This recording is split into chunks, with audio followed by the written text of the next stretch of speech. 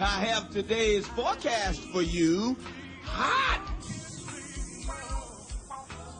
The color for today is black. That's right, black, so you can absorb some of these rays and save that heat for winter. So you want to get on out there, wear that black, and be involved. Also, today's temperature is going to rise up over 100 degrees. Two major events are happening this summer. It's hot as hell outside in much of the U.S., just as millions of workers have been told to go back to the office. Remember that place, The Office? There was even a TV show about it on NBC. What's wrong with my outfit? You might consider pulling it down a touch.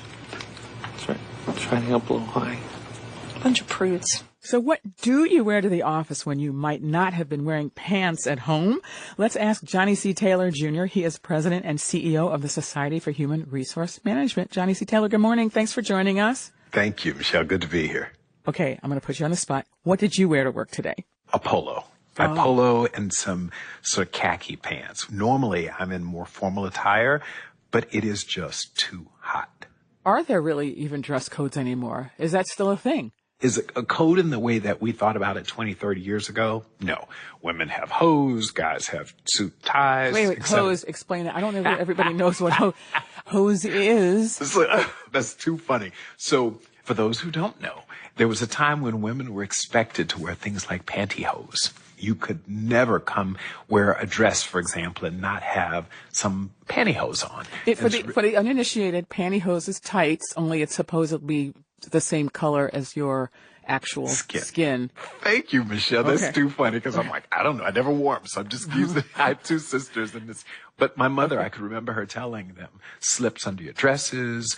It's just a different world. There were dress codes. Those don't really exist except in environments where you're forced to wear a uniform. I mean, I understand that dress codes can be very controversial, but I do wonder if some cases it's more nerve-wracking to not be told what people, it's almost like one of those unwritten rules that if you violate it, there's a consequence, but you don't actually know what it is. Clarity is your friend.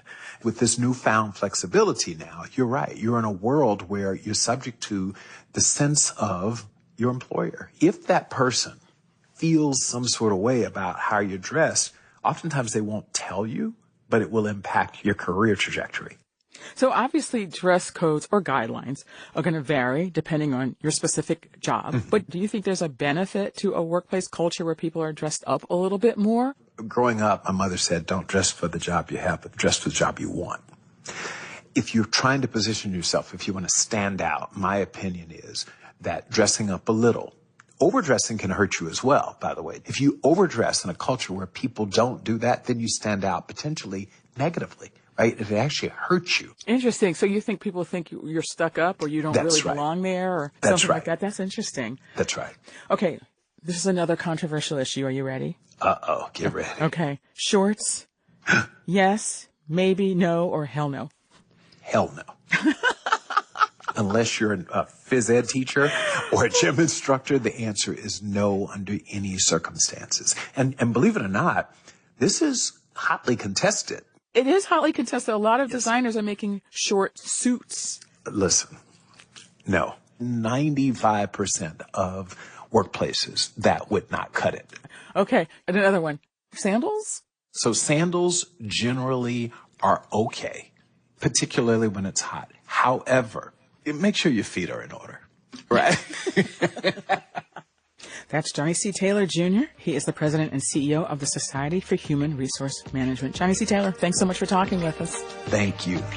Like many people around the world, chances are you have probably spent at least some of your time watching the World Cup over the past 5 weeks, even, dare I say, well, at work. Well, NPR's Raphael Naam has the story of one small business owner who has somehow managed to watch almost every single game. Desiree Lomar Clark is usually not a huge sports fan, with one big exception. In my family, when the World Cup is on, everything comes to a halt. And that can be a little bit challenging when your business is walking and training dogs. Nonetheless, she scheduled all her meetings around the World Cup games. I convinced this person to meet me in the middle of her workday. Like, now I'm affecting other people's, work because I want them on my soccer schedule. Lomar Clark is far from the only person who has gone all in when it comes to the World Cup. Payroll provider UKG surveyed people around the world, and more than a third said they would adjust their entire work schedule around matches. A quarter even admitted they would be willing to push the limits of what their manager would put up with. That honesty surprised Russell Howe, who helped oversee the report. 11% of folks actually said, I'm admittedly telling you now, I'm going to probably have a hangover and not be very productive. Right? So that was it's a very honest picture they were able to present for us there. In fact, UKG says the U.S. could face nearly $12 billion in lost productivity during the World Cup.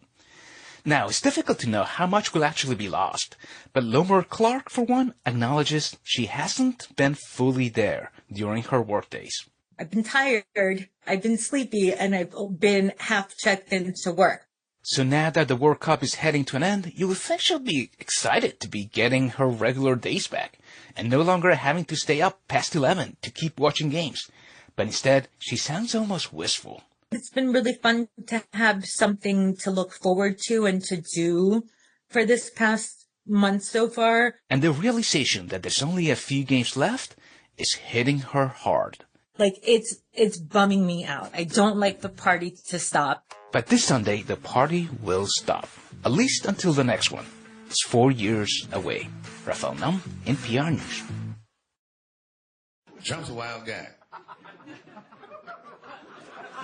He's a wild guy. I'll tell you something he did that made me crazy when he was running for president. When he was running for president, he said this at a debate. He said the Haitians in Springfield, Ohio, were eating people's dogs and cats. That really upset me because I live in Ohio. In fact, what's up, Ohio?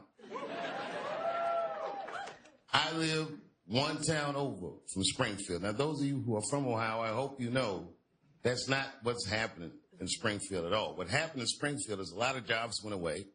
20,000 Haitian immigrants were moved there by our government legally, and they pay market value for their rents, and they saved a lot of companies because they did jobs that the whites weren't doing. It's not that the whites couldn't do these jobs, but they were busy, doing other things. Heroin, sleeping on the streets, you know what it is.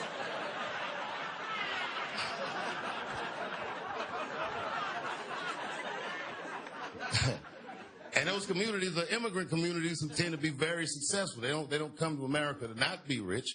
And when he said that community caught hell. There was like a jealousy that ran through the community, and there was nothing I could do about it. But because I was famous, I said, well, let me just be supportive. So every day, for like 10 days, I would drive a few miles over to Springfield and eat lunch at the Haitian restaurant. I let them know, if I'm safe here, you guys are definitely safe here. Any day now, many Haitians and Syrians lose their ability to work in the United States. That's because the Trump administration won a Supreme Court ruling that should allow it to revoke temporary protected status for more than 300,000 people. The status lets people live legally in the United States if their countries are extremely dangerous. Some of the 300,000 affected Haitians live in Springfield, Ohio, which the administration made part of its 2024 campaign. Vice President Vance attacked the Springfield immigrants in his home state, while President Trump made a false statement about eating dogs. WYSO reporter Catherine Mobley has been reporting in Springfield, Ohio. Good morning. Good morning, Steve. Okay, I guess Haitians and Syrians have known that this day could be coming. As soon as today, they could be losing the ability to work, and that's a prelude to being actually deported. How are people taking this news? Well, in Springfield, there are about 15,000 Haitians, roughly 15,000 Haitians, and many of them are on TPS. Emotions are varied. Some people are sad, some are angry, others are very confused. However, overall, many are optimistic and they believe something positive is going to happen to help them. They told me they expect some kind of relief to either come from the U.S. government or from God. Now, today is a big challenge because, as you were just saying, work permits are now expiring. These work permits are connected to a person's TPS.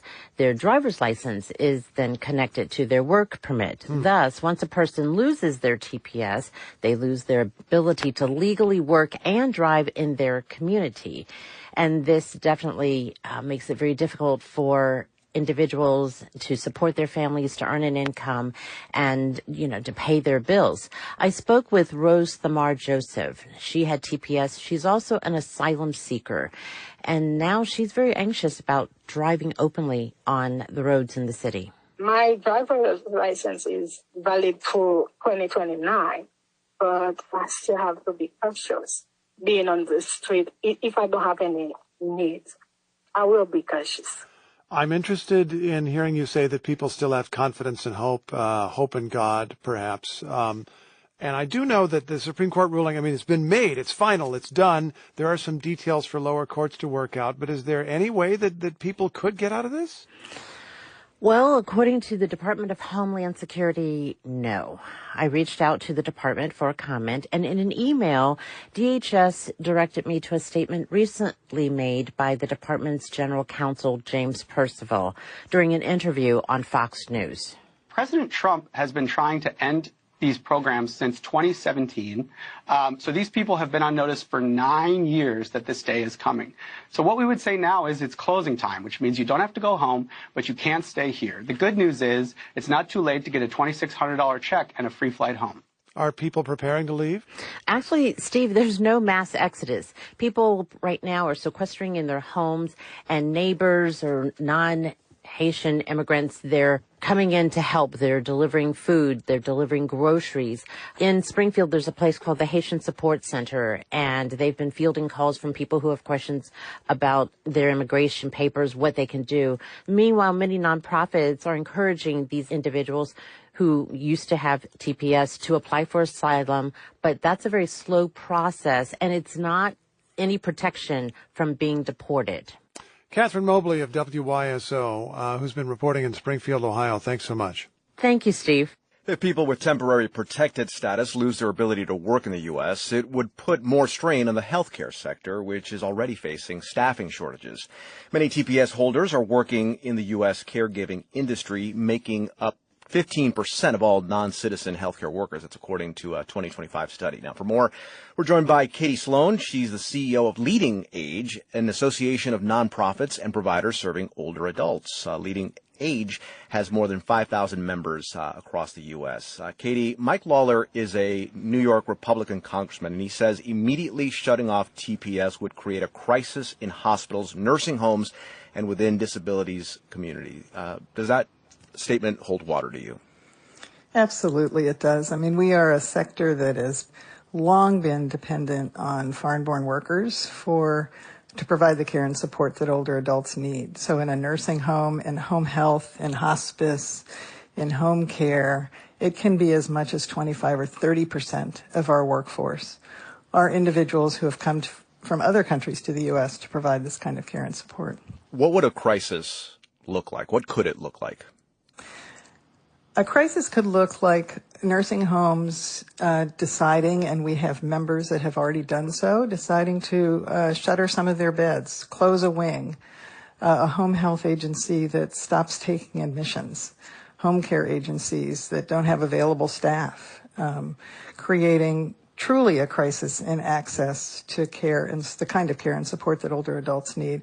And this comes at a time when the population of older adults is growing in our country and the needs are increasing. Yeah, Ohio GOP Governor Mike DeWine says it's Haitians who many times are taking care of your mom or your dad who has Alzheimer's, taking care of family members who might be in a nursing home. So it sounds like this could be something that is not just devastating, but deadly too.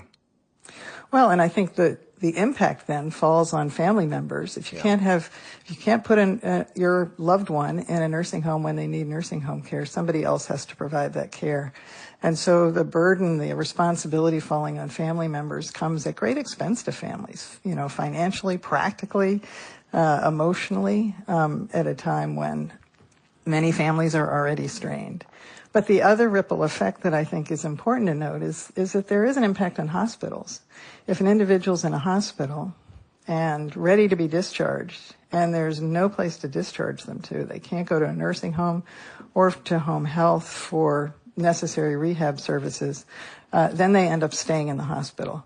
which is at great expense to our healthcare system. And I imagine among the TPS workforce that there are some highly skilled healthcare professionals. I mean, what might this mean for their careers? Well, the TPS workers they're nurses, they're physical therapists, they're occupational therapists, they're nursing assistants. I mean, these are important, paid, professional jobs, and they've had great careers. Many have been in this country for years providing this kind of service. And the other thing I would just note is that when somebody is in a nursing home, that's their home. They've lived there for a period of time. They've developed trusting and loving relationships with their caregivers. Often they call them family members. So unlike a hospital where somebody is there for 1 or 2 days, when one is in a nursing home, you develop these relationships. And when one of those caregivers suddenly has to leave the country because of a government-mandated decision, you're breaking not only a really trusted relationship, but you're breaking the continuity of care. If there does wind up being a shortage of nurses, a shortage of licensed caregivers, what will providers have to do to make up for the workers they've lost? Well, they're already being incredibly creative. They're going to community colleges. They're going to high schools. They're hosting job fairs. They're becoming certified training centers. There's no one solution to this. It's really a combination of things that providers are having to employ in order to try to fill those empty positions. And quickly, for people that do leave this job, this line of work, how easy is it to get them back? Well, these are people who love this work. People coming from other countries, coming from countries that revere their elders, view these jobs as a privilege and an honor. And so the opportunity to bring them back in, should that be available to them, I think this is right there for them. Katie Sloan is the CEO of Leading Age, which represents more than 5,300 aging service providers nationwide. Katie, thanks. Thank you. Man, you see this Mark Zuckerberg building this $270 million bunker? And Meta is facing a major legal challenge over how it selected thousands of workers for layoffs earlier this year. 26 current and former employees are suing Meta. They claim the company's AI tools unfairly targeted employees on approved leave, including maternity, disability and medical. The lawsuit argues that Meta's AI systems penalised workers for exercising their legal rights, then used those artificially lowered ratings to justify firing them. The lawsuit was filed on Monday in a federal court in Oakland, California. The 26 plaintiffs worked in engineering, science, management and research roles. Meta cut approximately 8,000 jobs, representing close to 10% of its global workforce. And the lawsuit claims managers did not personally decide who would be laid off. Instead, the plaintiffs allege Meta used AI systems to score, rank and select employees for the termination list. The complaint details the specific tools Meta allegedly relied on. The company used an internal bot called MetaMate, AI assistants trained on employee knowledge and AI usage dashboards to compile termination rankings. The systems gathered data from keyboard activity, browser history, emails and screen content. They also pulled performance ratings, productivity metrics and workplace activity data built with a picture of each employee's value. But the systems only looked at what workers produced while actively on the job. This is where the plaintiffs say the system failed. They claim the AI did not account for approved maternity, medical or disability leave, and as a result, employees on protected leave appeared less productive.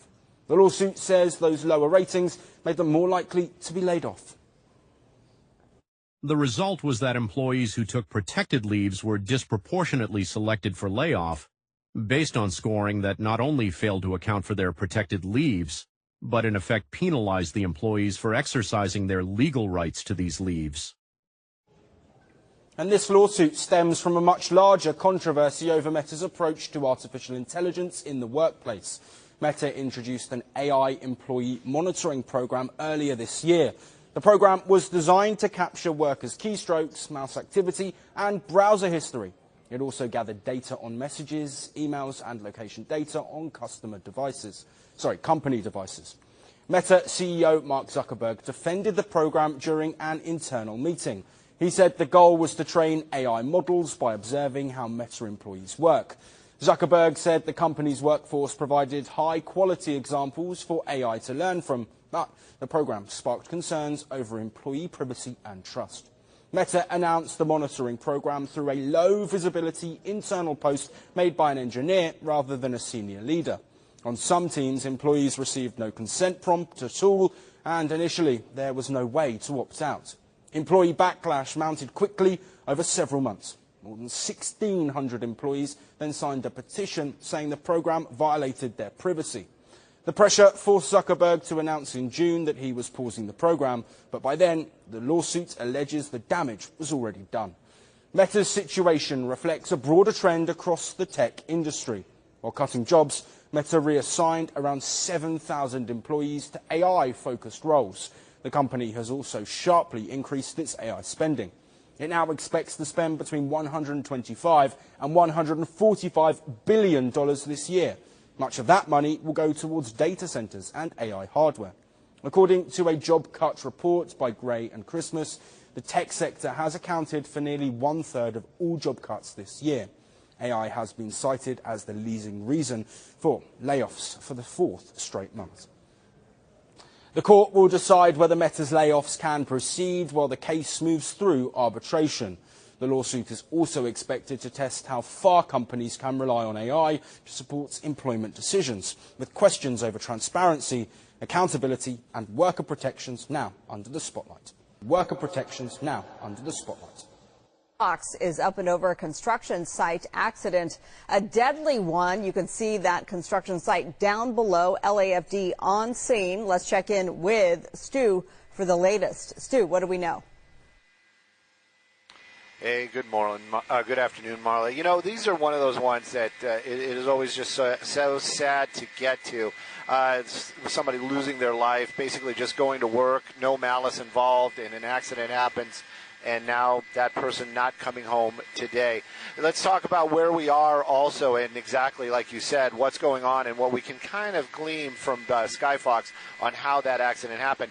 You did say it's a construction site, and we are in the Crenshaw area, and that is portion of the Crenshaw Mall. You know that they've been talking about doing projects out here and a big rebuild of this area. This looks like the beginning or one of the stages that they were just starting to do some work on. As you said, LA City Fire Department, they probably were the ones that arrived here first. LAPD arriving after that. And, of course, an OSHA investigation is going to be happening here shortly. That excavator that you see over there in the corner with that backhoe attachment, that is the vehicle in question. And next to it, sad to say, underneath that pop-up is the body of that worker. Now, the fire department definitely still here. OSHA probably not on scene yet, and that's not a slight. It's going to take a while for them to get there. LAPD doing all the documentation, but you can kind of see how that excavator is actually on a hillside right here. This is clearly much higher than the ground down in this area here. We can't say for sure, and we are just kind of looking at what's going on and there's pieces of evidence, but somehow we believe that that excavator slid down that hillside. We'll move Skyfox around just a little bit, and we'll show you there's a lot of damage on the side of that excavator, and there's also glass and other evidence on that hillside. That's what leads us to believe that it may have tumbled down that hill. And when I say tumbled, probably not complete rollover, even though it definitely has those heavy roll cage on there, but you can see where there used to be glass, a lot of damage right there. What we're showing you, that is not blood, that is actual oil and other fluids that poured out of the truck. And then, of course, that flat tire and that it being dug into the dirt like that. Now, the fire department did arrive here. They did have one person that needed to be rescued. Turned out that person passed away, and then it was more of a body recovery. You can see that tent right there, and again, the investigation definitely going to be ongoing for a while. OSHA definitely got to get involved, but again, somebody just going to work today, losing their life at the job site. I'm Stu up in Skyfox. Marla, back to you. Stu, very much a tragedy, of course. Do we know if this victim was actually maneuvering this backhoe or was adjacent to it when the accident happened? Well, that's a difficult call, and we cannot say for sure. I know that we're on the internet, and we could a little bit looser rules here. We don't see anybody else down there around the excavator itself. I would venture to say that, and again, literally just a guess, that is the driver or the operator of the excavator when that accident happened. Again, you can see they're just starting their investigation. Of course, the coroner has to be called here as well. We also saw what I would describe as personnel, but probably more management, though they're still here as well, from the construction site. Earlier on, they were talking with the fire department and also law enforcement, probably passing along whatever information they have about that employee. And then, of course, I would venture to say insurance, permits, anything legal that would be involved with this crash, again, or accident. And you can see that this is still here, and they're probably going to be leaving a lot of this stuff as is, and they are definitely going to get OSHA involved anytime that somebody is injured, more or less. I mean, tragically losing their life here at a site. OSHA is going to definitely be down here, and there's going to be an intense investigation on how to prevent something like that from happening again. Absolutely.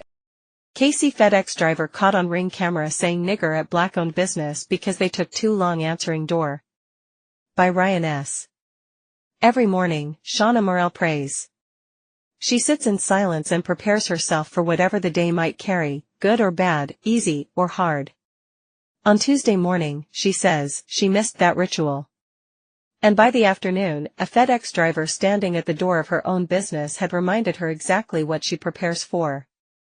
Morrell is the founder of Morrell Homes Real Estate Group, a black-owned brokerage at 43rd and Madison in the West Plaza. Around midday, a FedEx driver arrived carrying a check from a title company, payment for a transaction one of her agents had just closed. He pressed the doorbell. The office, busy as it is most days, did not answer immediately. The Ring camera he activated caught what he said next. "What the fuck is this nigger's number?" Morrell did not hear it in the moment. She was in her office manager's office when she noticed a missed notification on the doorbell app, roughly 13 minutes after the driver had come and gone. She pressed play, expecting nothing more than a delivery alert. When it started playing, and I heard those things, it kind of took me back, Morrell told the Defender. I was like, did I just hear what I thought I heard? So I played it again. She called colleagues over and played it a third time. Am I tripping, or did he really just say that? She recalled asking them. It shocked us all.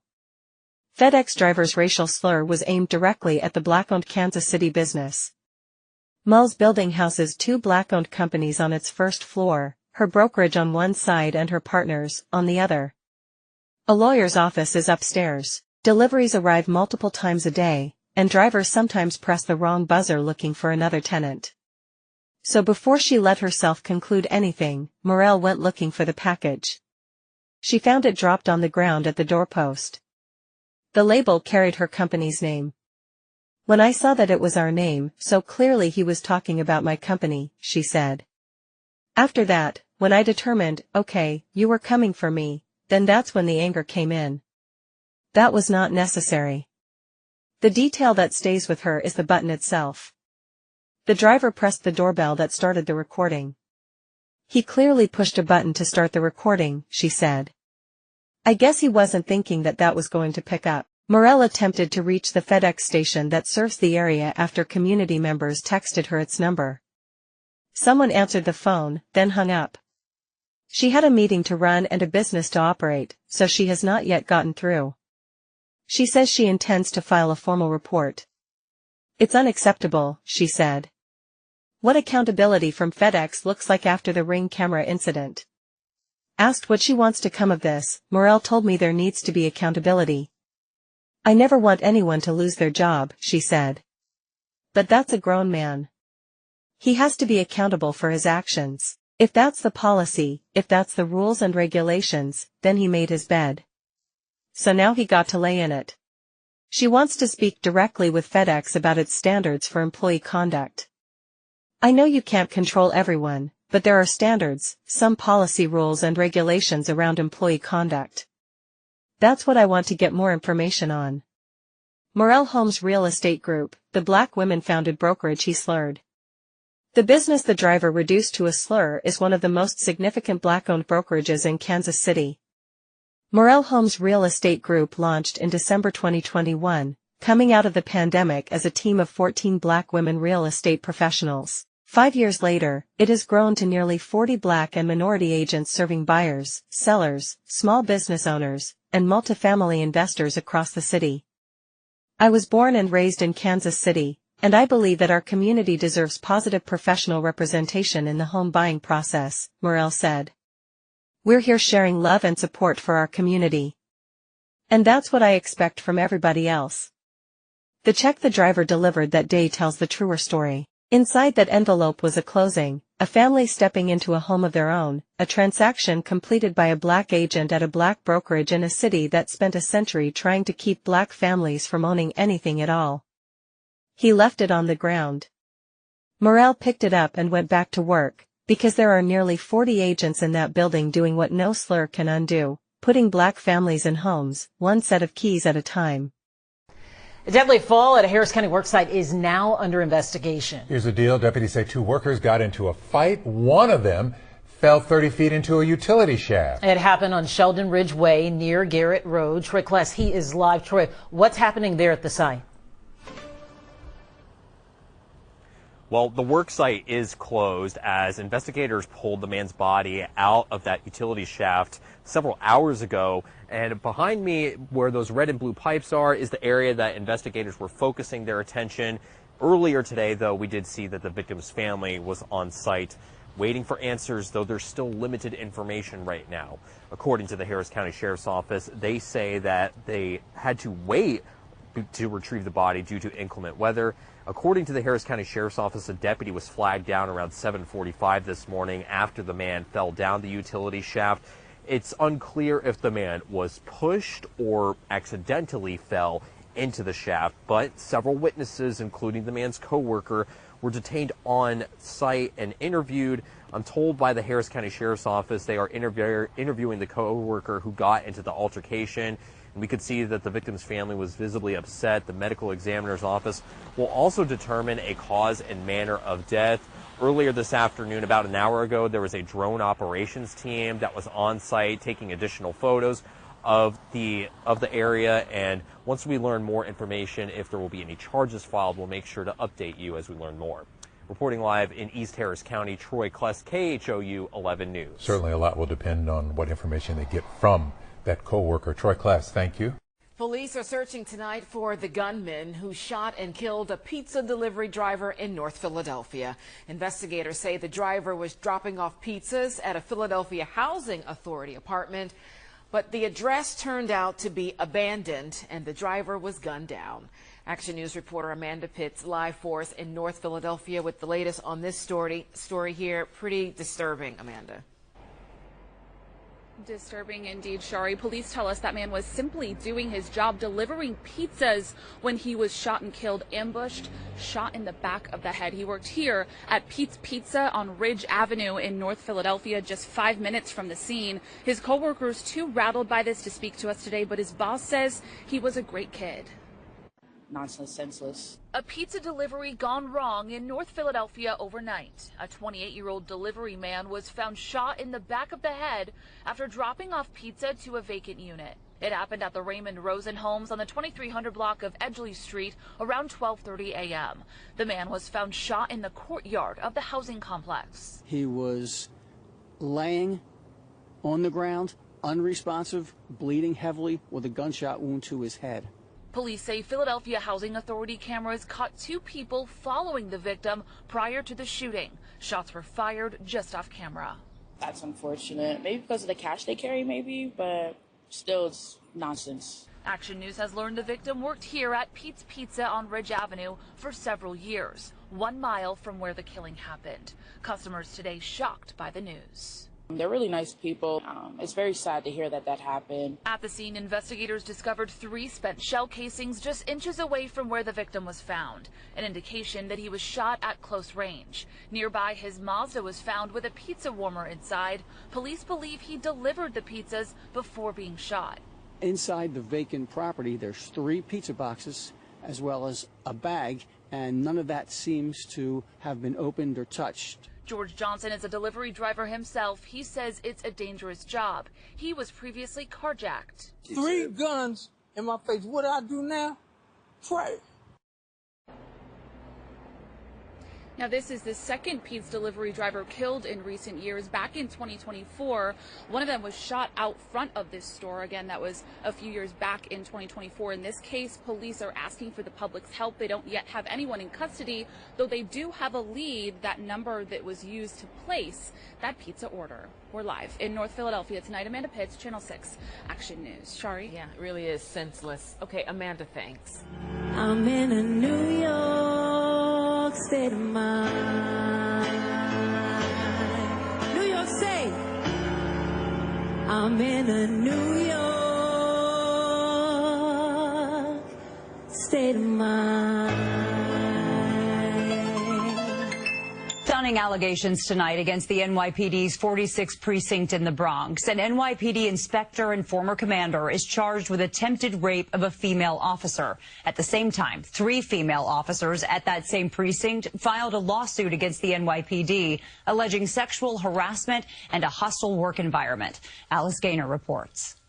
A handcuffed 46-year-old Jeremy Shublin was led into the courtroom at Bronx Criminal Court. The NYPD inspector and former commander of the 46th precinct pleaded not guilty to charges including attempted rape and sex abuse. It's alleged last year in January of 2025, he attacked a female subordinate officer in his office who says she fought him off. He allegedly told her he wanted to make biracial babies and warned her the next day, the last person who made accusations against me, it didn't go well for them. Her attorney says she filed a lawsuit in March, saying in part, quote, his indictment comes more than a year and a half after she first reported him, and only because she refused to let the department bury what he did.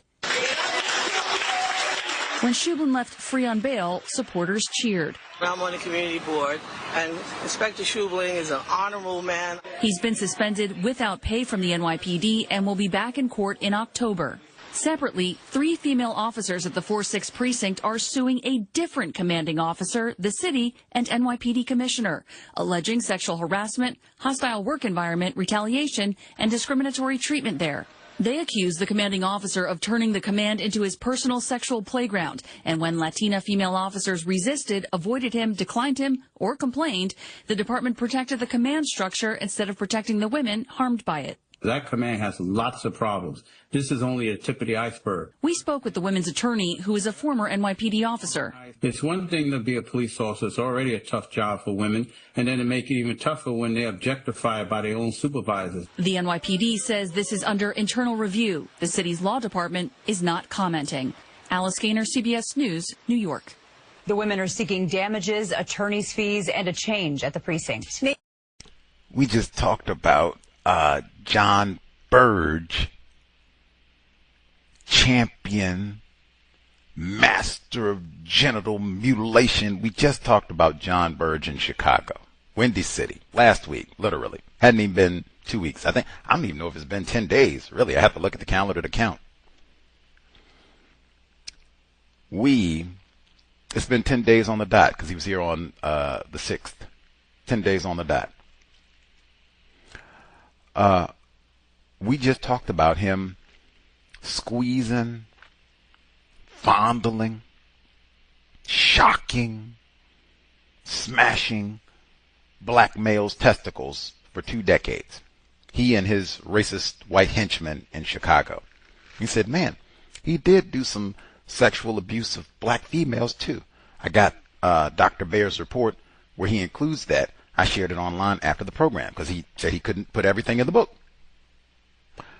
Man. Old in New York, Jeremy Shublin, S-C-H-E-U-B-L-I-N.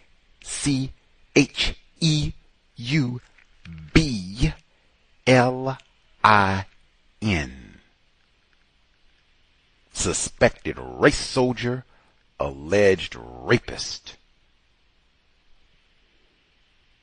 This dude, white man in the boogie down Bronx, he says, I need to get the full criminal indictment so that I can read. I'll do that for next week. If I put that on Gus T's homework board, boop, boop, check and make sure I do it. But next week, July 23, unless I run into obstacles, and then I'll just report. I tried, I failed, and these are the obstacles that I ran into. But We're going to get this here criminal indictment and see, Mr. Shublin, what all exactly are the charges? And give it to me in precise, granular details here. Just from what we got there. Shublin, white man, on New Year's Day 2025, former NYPD Inspector Shublin called a single black mother officer into his private 46th precinct office under the guise, we're going to talk about training. Don't they get us with that training all the time? All the time. They give you the slipshod training. They say, yeah, 1 + 1 is 30. Come on, nigger, let's go. You train. Let's go. They give us that, or they don't even tell us about the training. They're going to have correct training. It's going to be accurate and everything. 15 + 15 is 30. 1 + 1 is 2. It's going to be accurate. We're going to get it right. You're going to be efficient. You can get that raise and all that, but we ain't going to let the niggers. Oh, no. Sorry, Leroy. You already took your training limits for the year. You can't do that. Sorry. Sorry. You'll have to get that next year. Yeah, maybe. Like, they do that. Lots of it. On this one, Inspector Schubert said, oh, yeah. Come on in, Lakeisha. We're going to talk about training. Then you get in the office, you think, oh, we're going to talk about training. When is the training? I'm signed up. Man, get this promotion. It's going to be great. Oh, yes, the training. The allegation, Shublin blocked his private office exit, grabbed this single black mother, forced her onto a couch as he attempted to kiss her and pull open her service belt. The indictment states, I don't know whether to kiss you or choke you.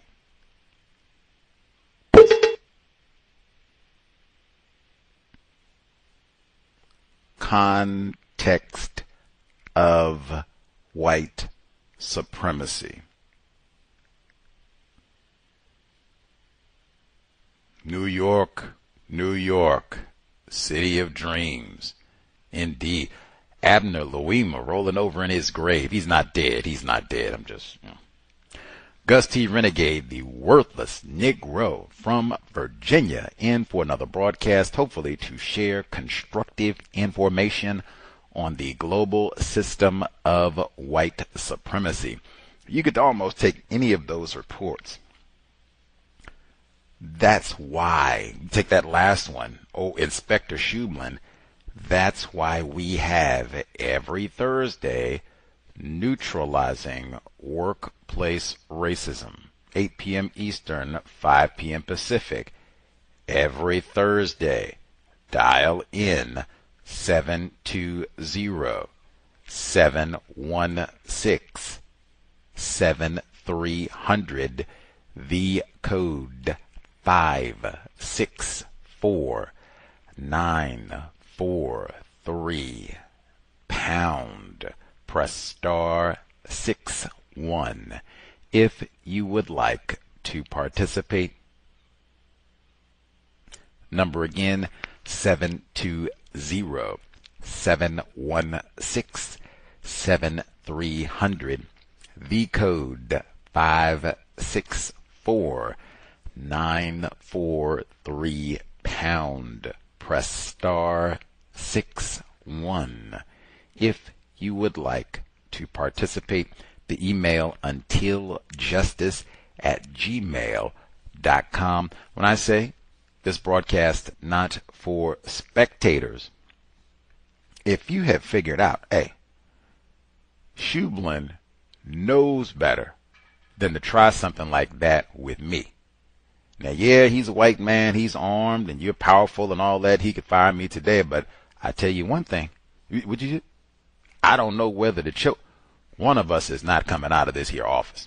or whatever. You even got your code figured out. He would know I am not the one to pull into an office and block that exit. You talk about smashing genitals. Buddy, I got a child at home. Are you serious? Are you serious?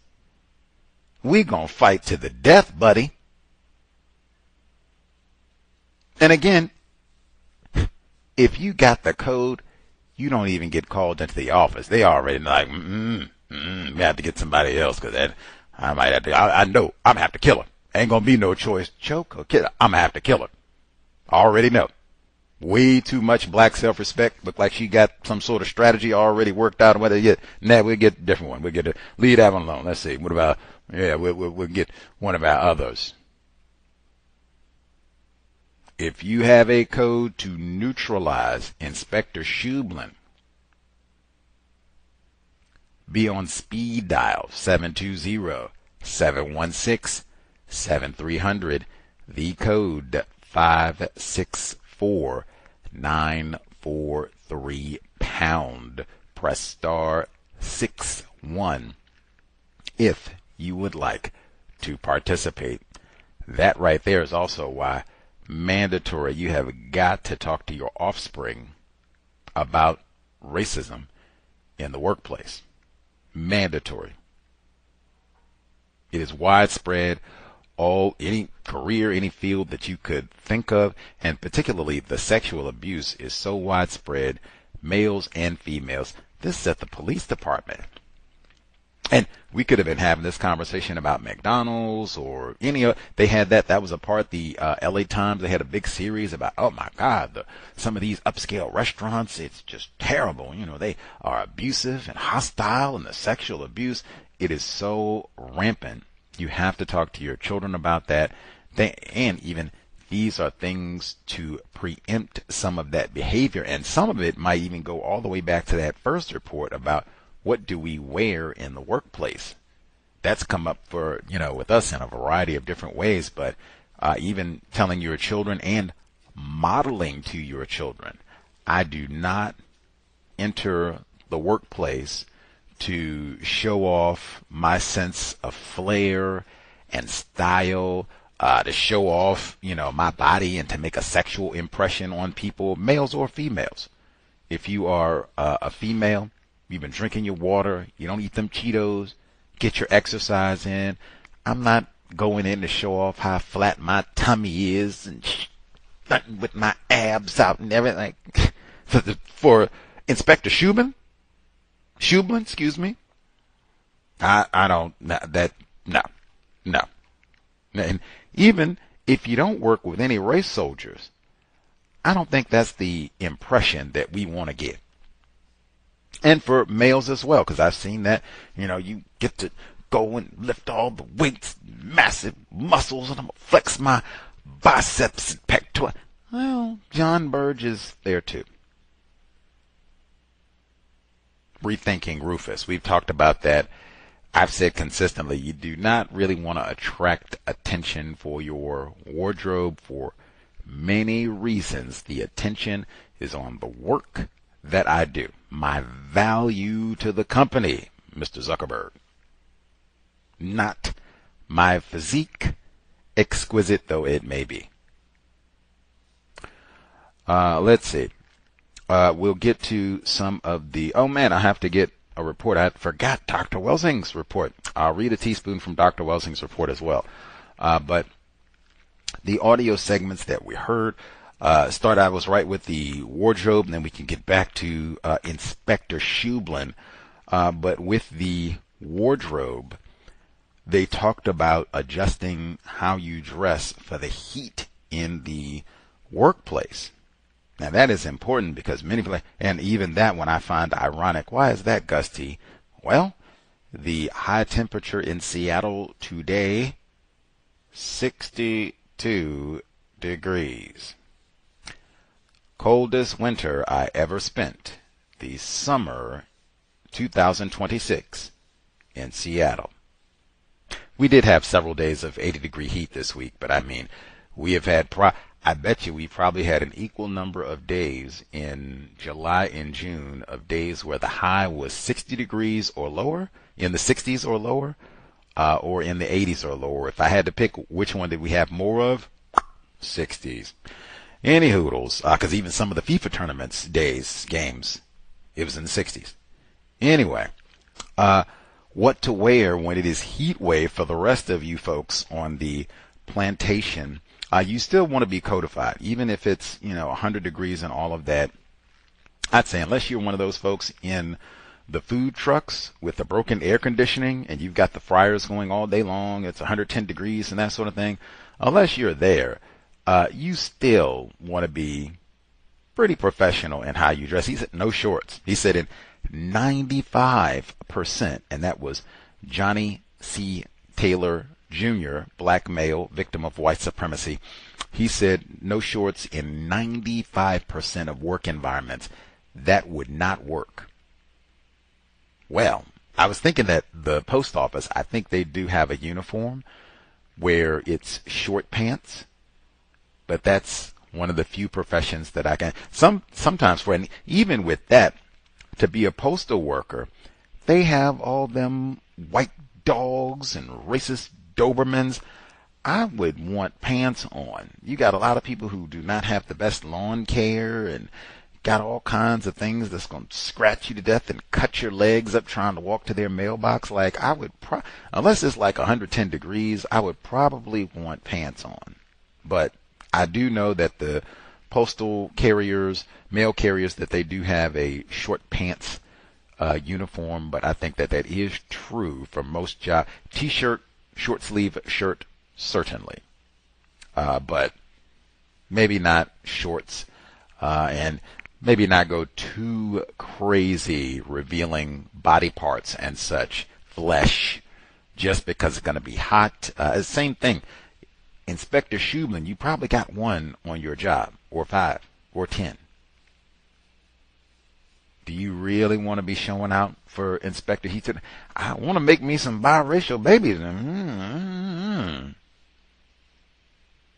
Professional, but, hydrate, watermelon, black self-respect to speak up. Do we need to make other adjustments in terms of the workplace?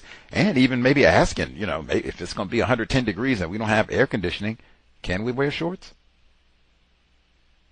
That might be, form of compensation if they're not going to get central air for the building. But black self-respect to make sure you protect your health if you are in those extreme heat environments, but try not to compromise the professionalism of what you wear too much, males and or females.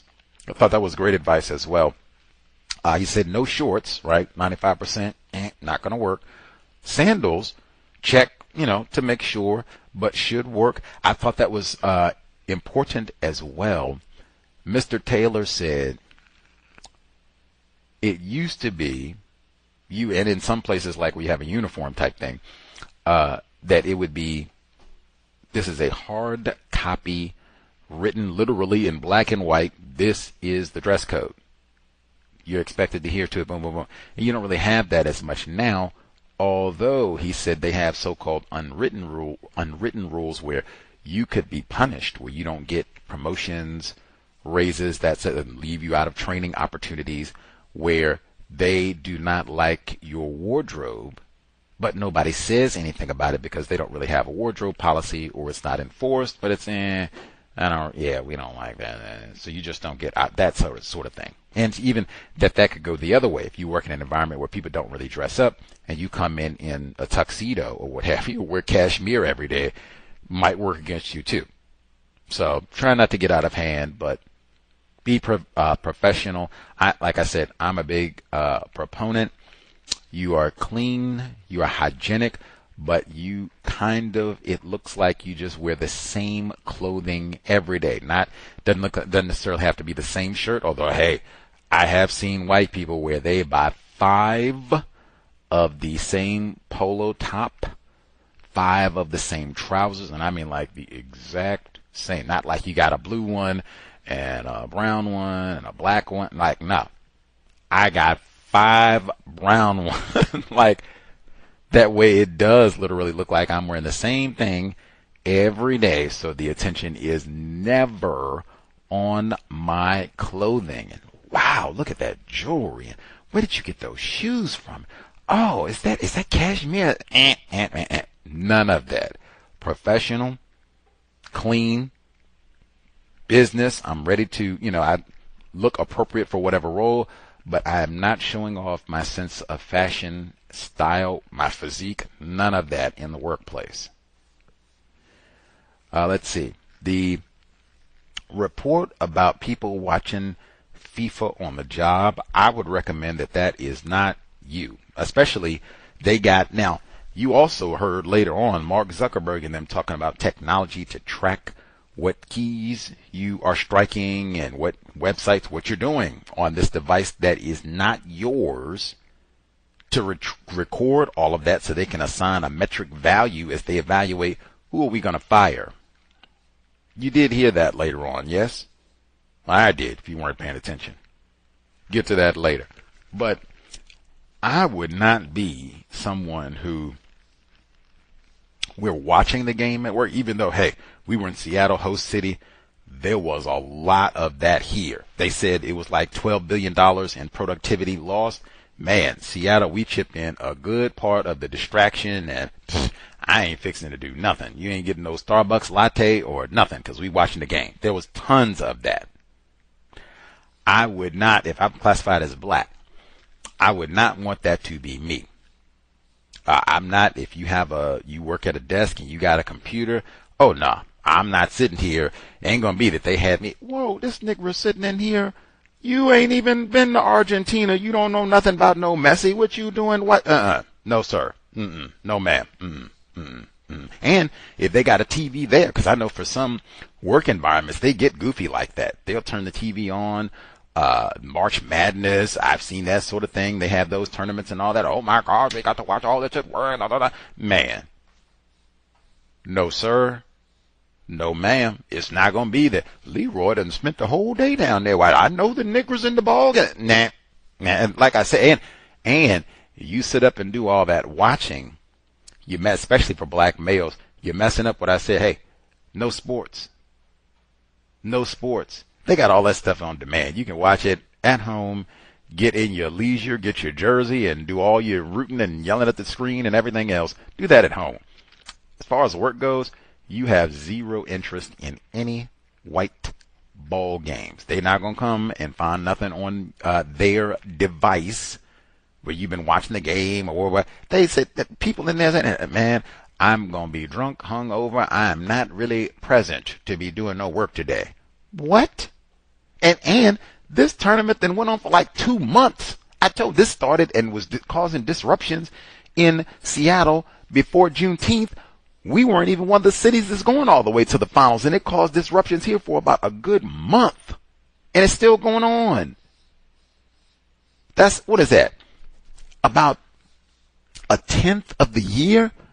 I was kind of worthless. June, July, I was good and worthless. But I had a good time, though. I had something to look like. Man, come on. The TPS situation with the so-called Haitians, black people. This is another one. All the folks who get it to that I have nothing to do with, I've said for years, please get away from me permanently. All the folks who got these pretend black people, black people born in the U.S., I have nothing to do with that. We have nothing in common. We will never have anything in common. I will never change my mind about any of that. I am repulsed by all of that to the core of my being. Ugh. Now, I have no idea how it's these pretend black people. Really? The Haitians? Really? Okay.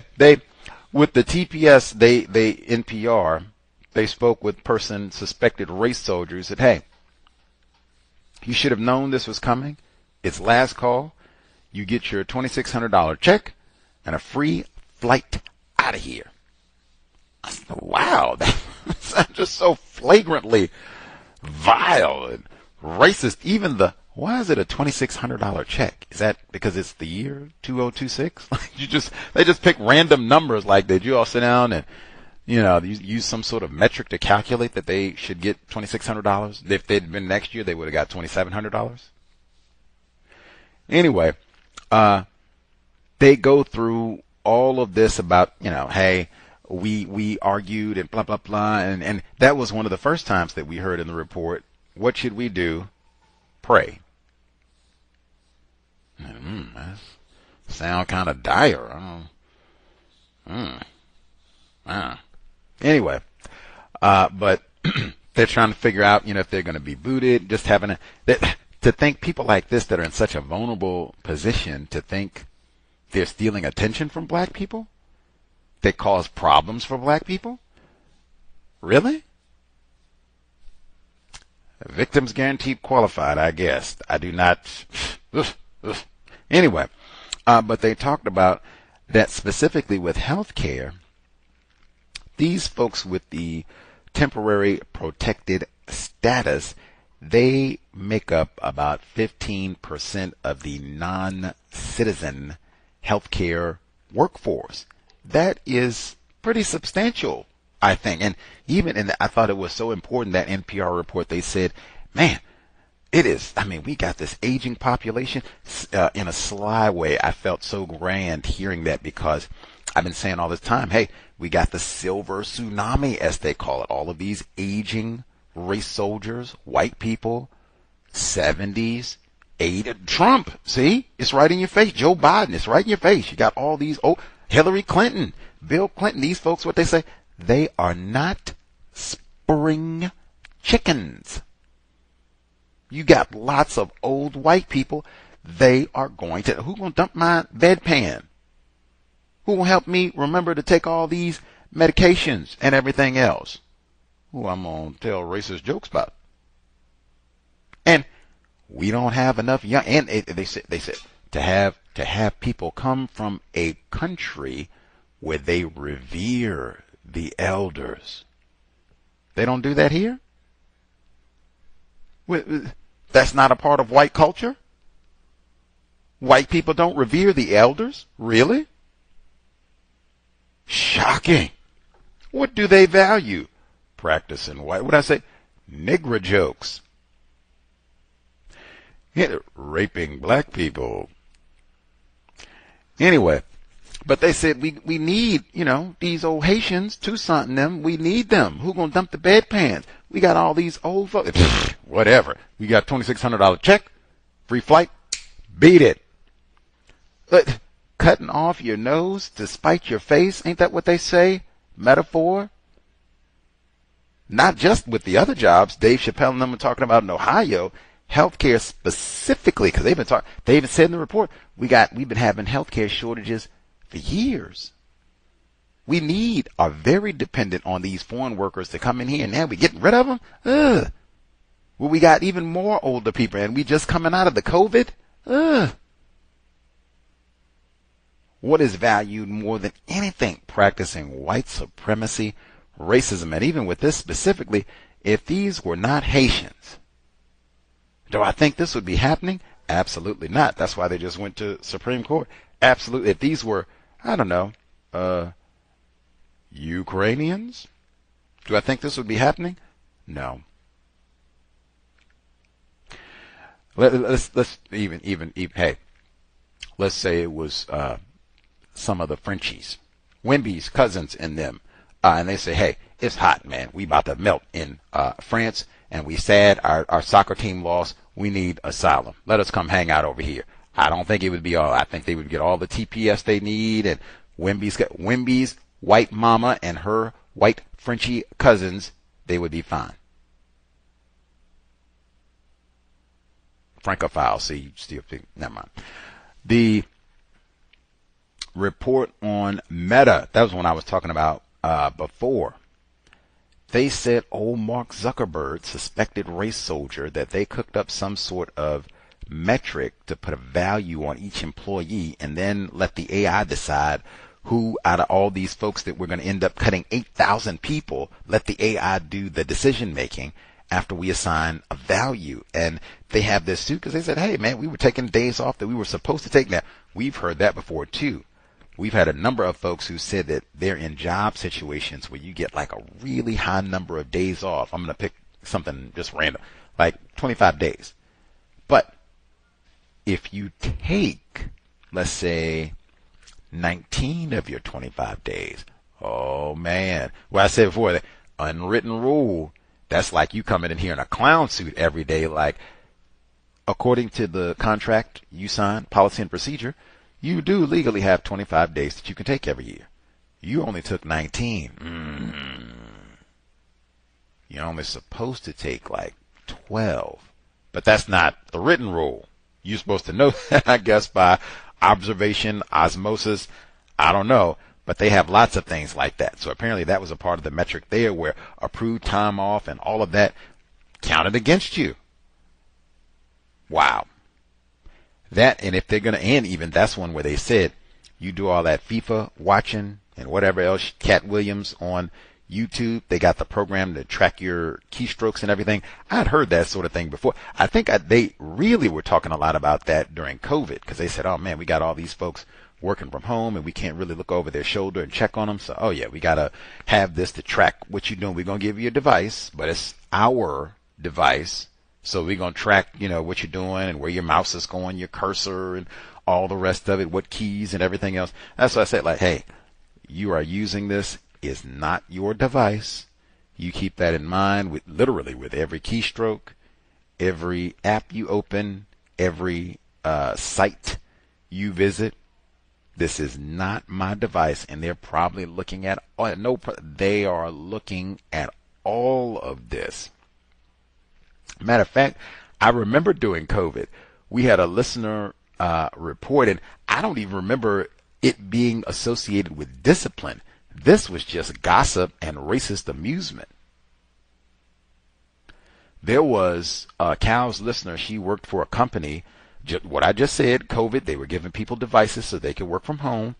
One of her coworkers, black female, was using the device that was issued from the company to visit pornographic websites.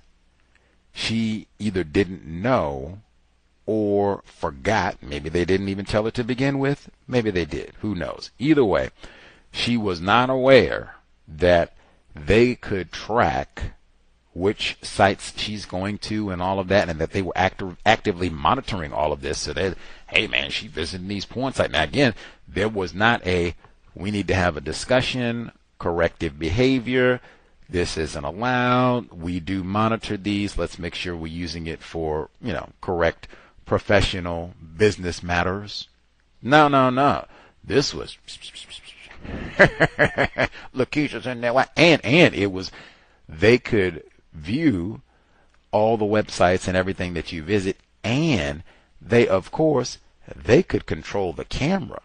That was, I remember it was dual. They could control the camera so they could watch her while she's visiting all these sites. And again, there was no, we need to call Lakeisha in to talk to her and make sure she remembers all this and is behaving as a person. No. This was, we can watch her and she's been going to.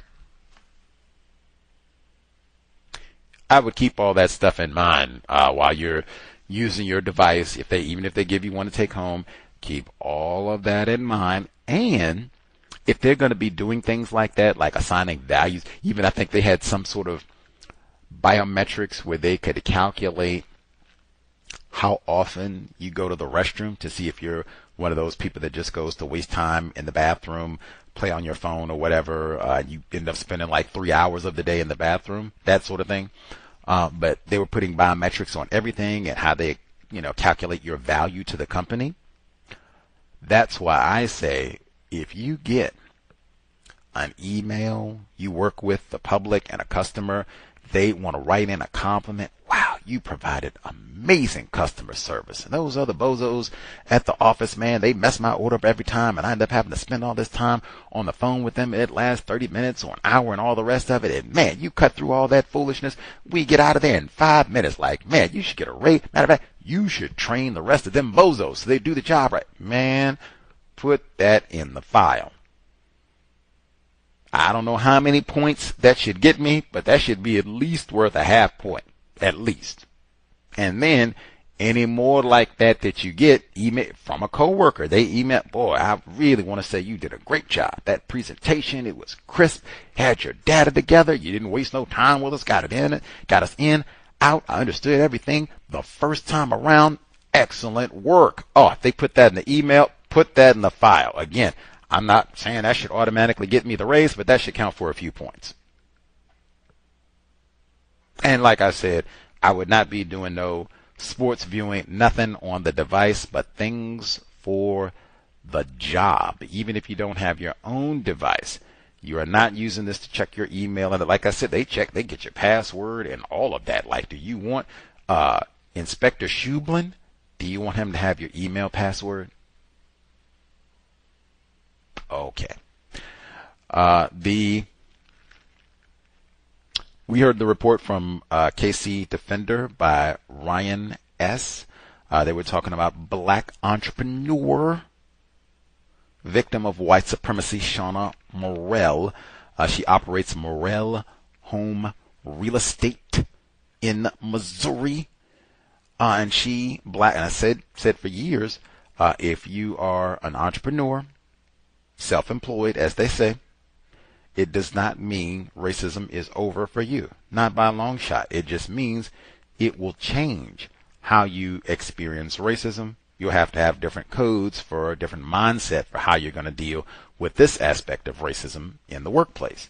This is just getting her packages delivered. Now, that could be any of us, because I think most of us get some type, even if it's just a bill. All of us get a little bit of mail from time to time, so that could be any of us. And even with this report right there, again, shout out to KC Defender, importance of black journalists. But with Miss Morell, with Miss Morell, with her case, this postal or delivery worker who came to the door, suspected racist. This isn't no white people are ignorant. White people just don't have contact with black people. Not at all. He's on his route. It is immediate. Why is this Negro wasting my time? I got things to do, and this nigga, it's not, got these old late folks, because I'm sure he's went to a number of white residences where they didn't come and open the door immediately. I'm sure that's happened to him more than a dozen times in his career as a postal kid. Probably more than a dozen times, because since we're July, probably happened to him more than a dozen times this calendar year. I'm pretty sure it did not immediately. These crackers, man, I got things to do, and they out here messing around on my route, and they taking all this time. Bring your pail of hind parts down here. And I know that did not happen. White people got ring cams and all that. I ain't heard nothing about that. If you did hear that one, please share. I will immediately come on here and give the correction. But for a black person, oh my God, Negroes is taking all this. Where is she taking it? Where is this Negro's number? I gotta call and see if she comes up. That's not ignorance about it. And hey, she is not, on welfare, crack mother, crack babe, none of that. I'm an entrepreneur. And I'm trying to get other black peoples in houses. Hopefully not next door to this race soldier postal carrier, delivery worker. I'm doing constructive things. I'm not on the dole. I'm not on welfare. I'm not, out begging quarters on the street. We got several businesses in the house. What? I'm a nigger just because I didn't hear? Yes, all of you, really. Like, man, what does it mean to be white? I'd be curious about FedEx's policy too. Like, do you all screen for racists when you hire? They had the report, man. Okay, the violence rolled from here. I guess if it means anything to you this week, we did hear a number of reports about, or at least one report about, or let's take that back, retract. We heard at least one report about a death in the workplace. 2, Neither were individuals classified as black. Now, they were all the deaths, fatalities that we heard this week. They were all non-white people, victims of white supremacy, but none of them were classified as black, again, if that means anything to you at all. So the violence component of this week, we had the report about in Harris County where a male worker fell through a shaft after having an argument with another coworker. Now, these were, unless I've been misinformed, according to reports, these were both non-white, non-black, so-called Hispanic males. I have to see them to confirm, but that's the reports that I've read so far, and that they had some sort of argument. Now, it's early. This just happened a couple days ago. They don't know if there was a push or if this, they had been arguing and then, they got into some sort of physical altercation and the person just got off balance in the scuffle and kind of got knocked backwards and fell. But either way, verbal spat, physical altercation leads to a tragic death in Harris County, Texas, Houston. Man, I cannot say I suspect that this company is going to be sued. I have no idea why they had an open shaft of that nature in the workplace. Now, maybe in their argument, maybe they had like a barricade up and all kinds of clear impediments to make it nearly impossible for someone to fall through all this. Maybe so. And maybe, like I said, during the scuffle, they knocked those protections down or broke through them or whatever. Maybe. But my suspicion would be that they probably did not have adequate safety arrangements in place to make sure that this sort of thing didn't happen. I suspect OSHA come in, take a look and all that, but I suspect that there's going to be a lawsuit about all this for the company.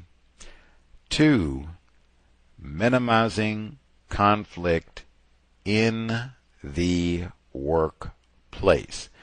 Many of these that we've heard before, especially this year, 2026, it's been a dispute like this, and then someone pulls out a gun and pow, pow, pow, now someone's dead or they've been shot 5 times. I guess there are lots of hazards. It's not just that the person could be armed, but I mean, dang, we could be having this dispute on a construction site. We could be having this dispute in the stairwell.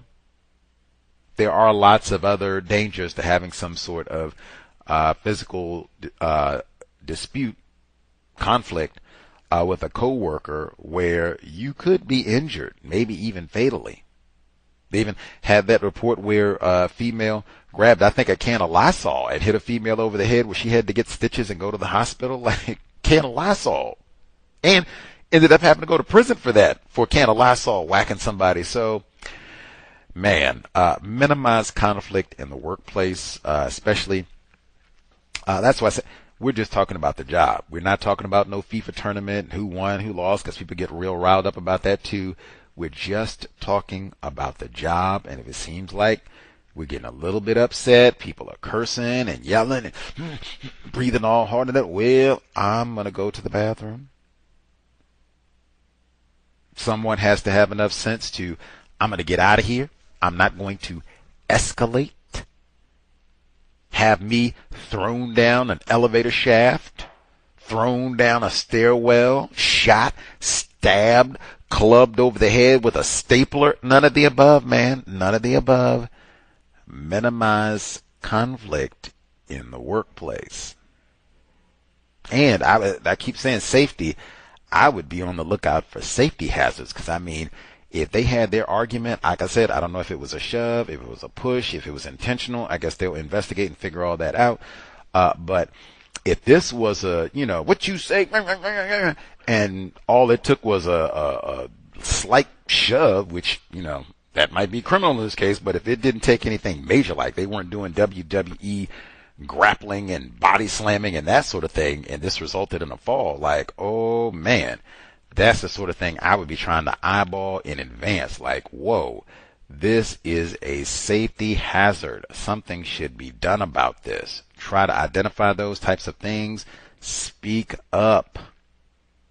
Because if it was that risky, it could have been somebody could have slipped accidentally, like they didn't have their shoestring tied and tripped and, that sort of thing. We have to get more info on it. Minimize conflict. That's at the center. Minimize conflict. Let's see. Then we got, 14-year-old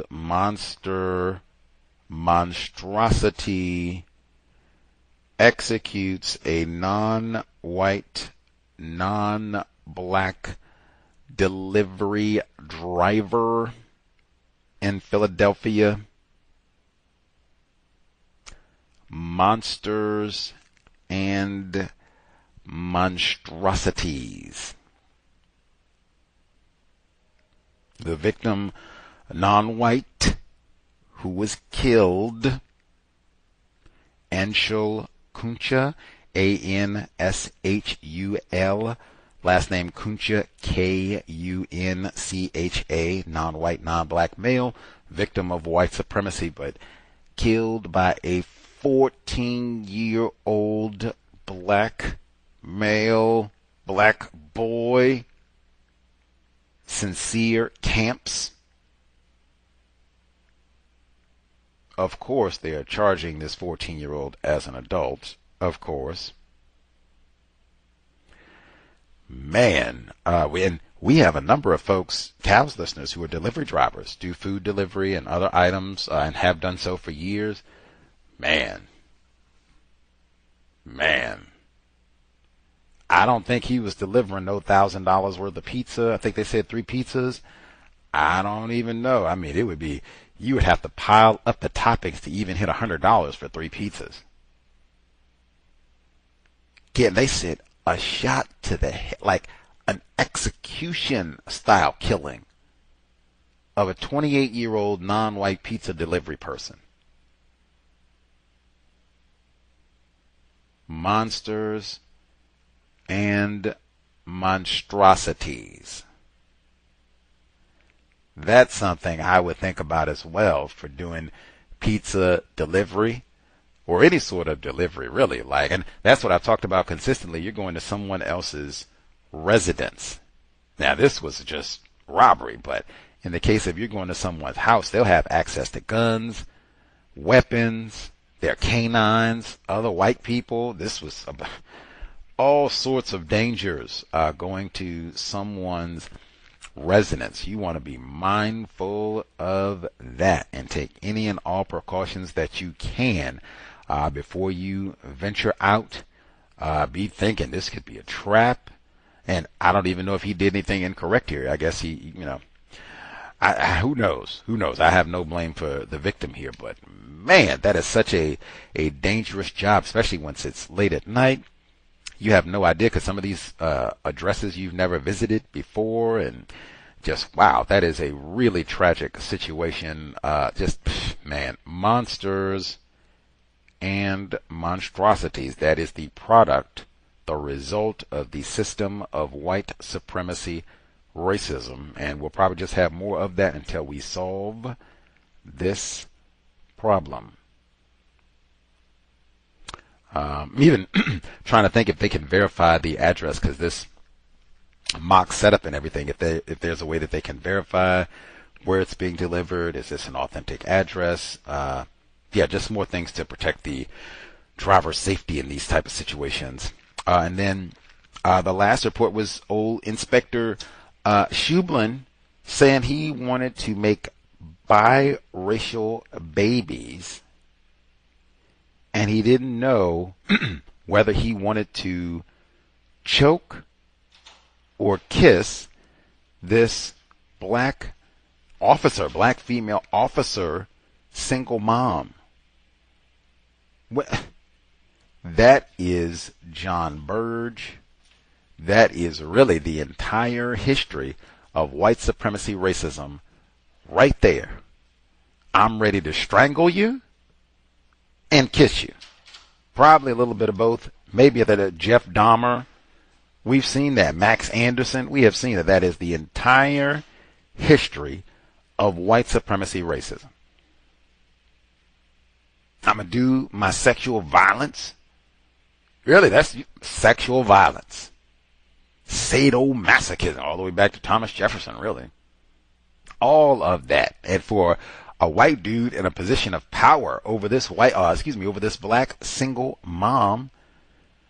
Oh, and you're not going to be able to report on me. I'm the inspector. I'm the man. Forget Jalen Brunson. It's my city. I run New York.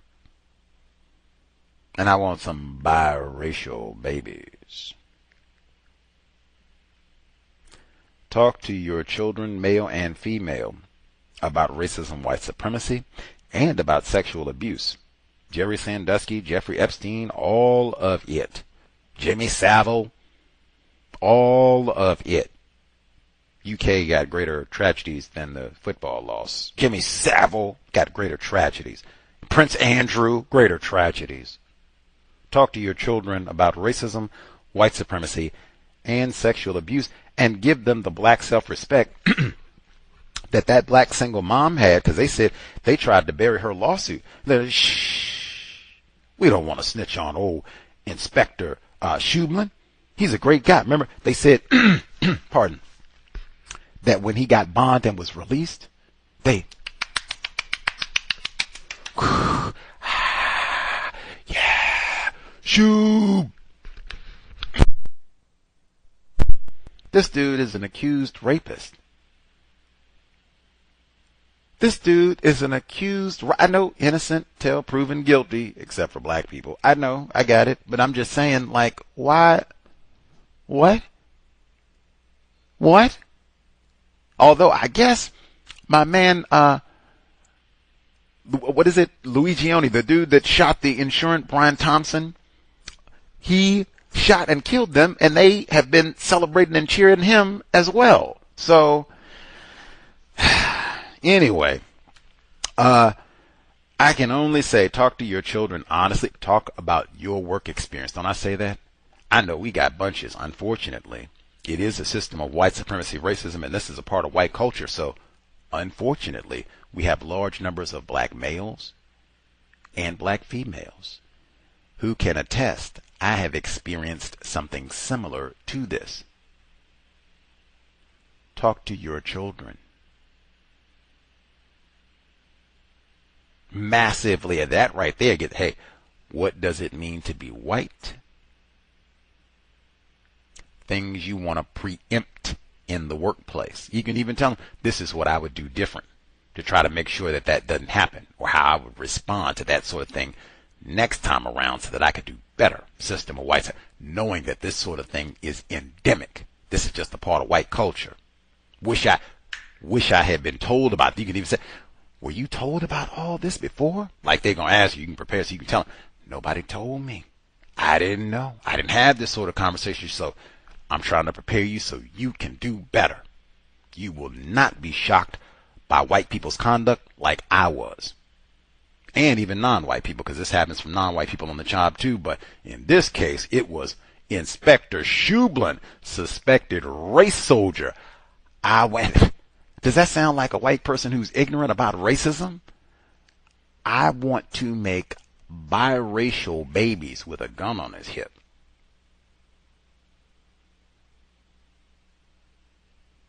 Talk to your children honestly about racism, white supremacy. Don't you want your daughter to have all the information she can if she ends up in that situation, to save her, to kill him if she can, save her life? Same thing for your son. But wouldn't you want them to have all the information they could to get out of that situation safely and then snitch on him? Isn't that what you would want? That's what I would want. Only thing better, preempt so that you never end up in that situation to begin with. He already knows you're going to lose your title as the master of genital mutilation if you try anything like that with me. Guaranteed. It's going to be a new champ. I'm going to walk out of your office with 2 souvenirs. Number again, 720-716-7300.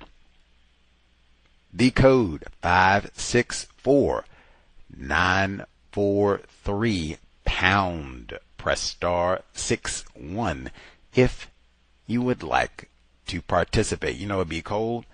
Have a white man like that even have me thinking that that's on your mind, that I want to make biracial, maybe I'm going to bring you in the office and choke and rape you, and I'd even be talking to the officer. You know that case, I seen it on TV the other day. Y'all remember the case of, what was her name? They called her, Joan Little. You remember Joan Little? That was the black female. She took, I think it was a screwdriver, and she killed that white police officer who tried to rape her in prison. Y'all remember that case? It got a whole lot of, because they did a document. Did you see it on TV the other night? Still get to question Lane. Think about that. I think she's still alive too. Shout to Joan Little. Think about that. That's why I said preemptive, like, whoa, this nigga woman is crazy. We have to, she's talking about that. Yeah, I do remember Joan Little. Yeah, I'm going to go to the bathroom. Yeah, exactly. Deuces. Joan Little. Number 720-716-7300. The code 564943 pound. Press star 61 if you would like to participate. Huber say you want to make Alicia Keys. That's what you're talking about, because I played Alicia Keys. You tell you Alicia's. Folks who dialed in with a hand up, line should be open. Let's see.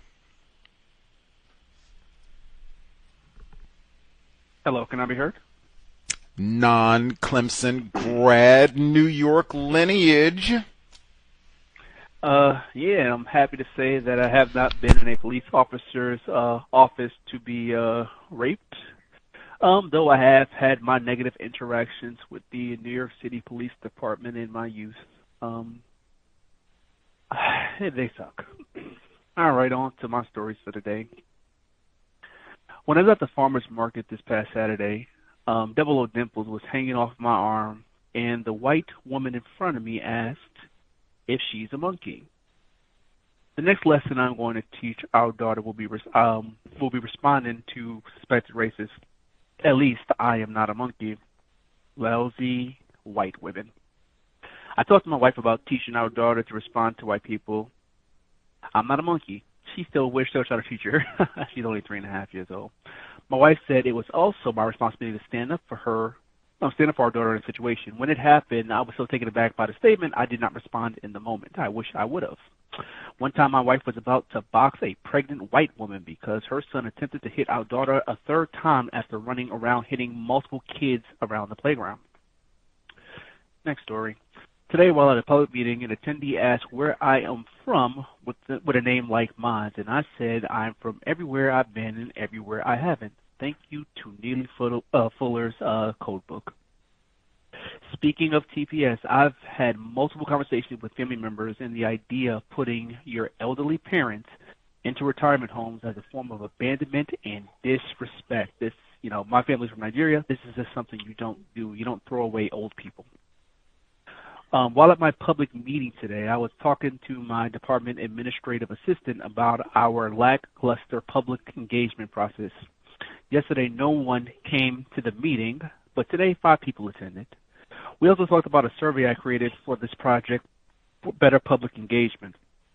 My administrative assistant told me that she liked my survey because it asked questions that related to her actual lived experience when it comes to housing and transportation. She said that the survey I made her feel like someone cared.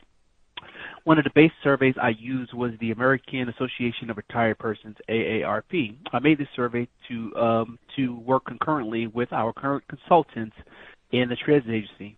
When I shared it with the transit agency, they didn't like it too much. Nevertheless, I'll get to use the survey on an ongoing project I'm working on.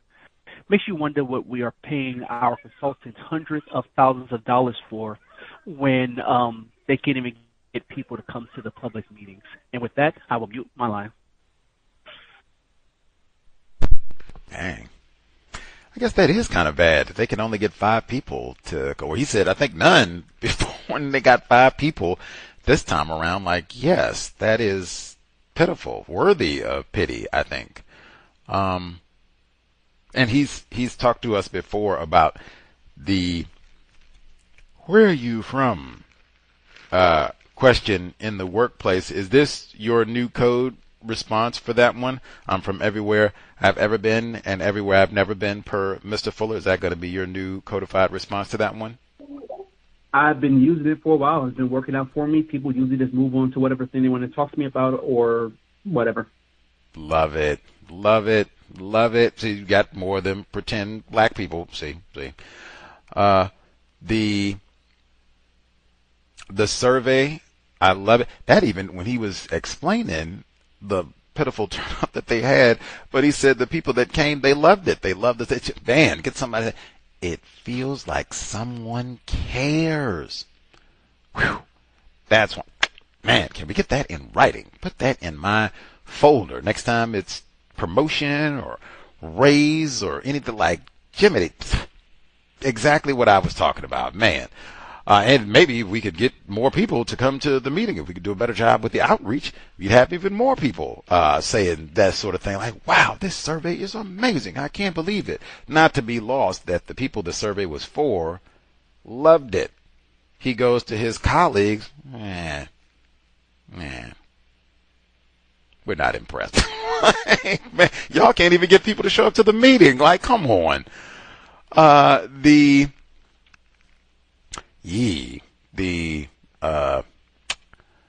fighting the pregnant white woman. I generally try not to encourage fighting white people. Carmelo Anthony, white women are armed sometimes too. Dang, black self-respect, protect double O dimples. Right on.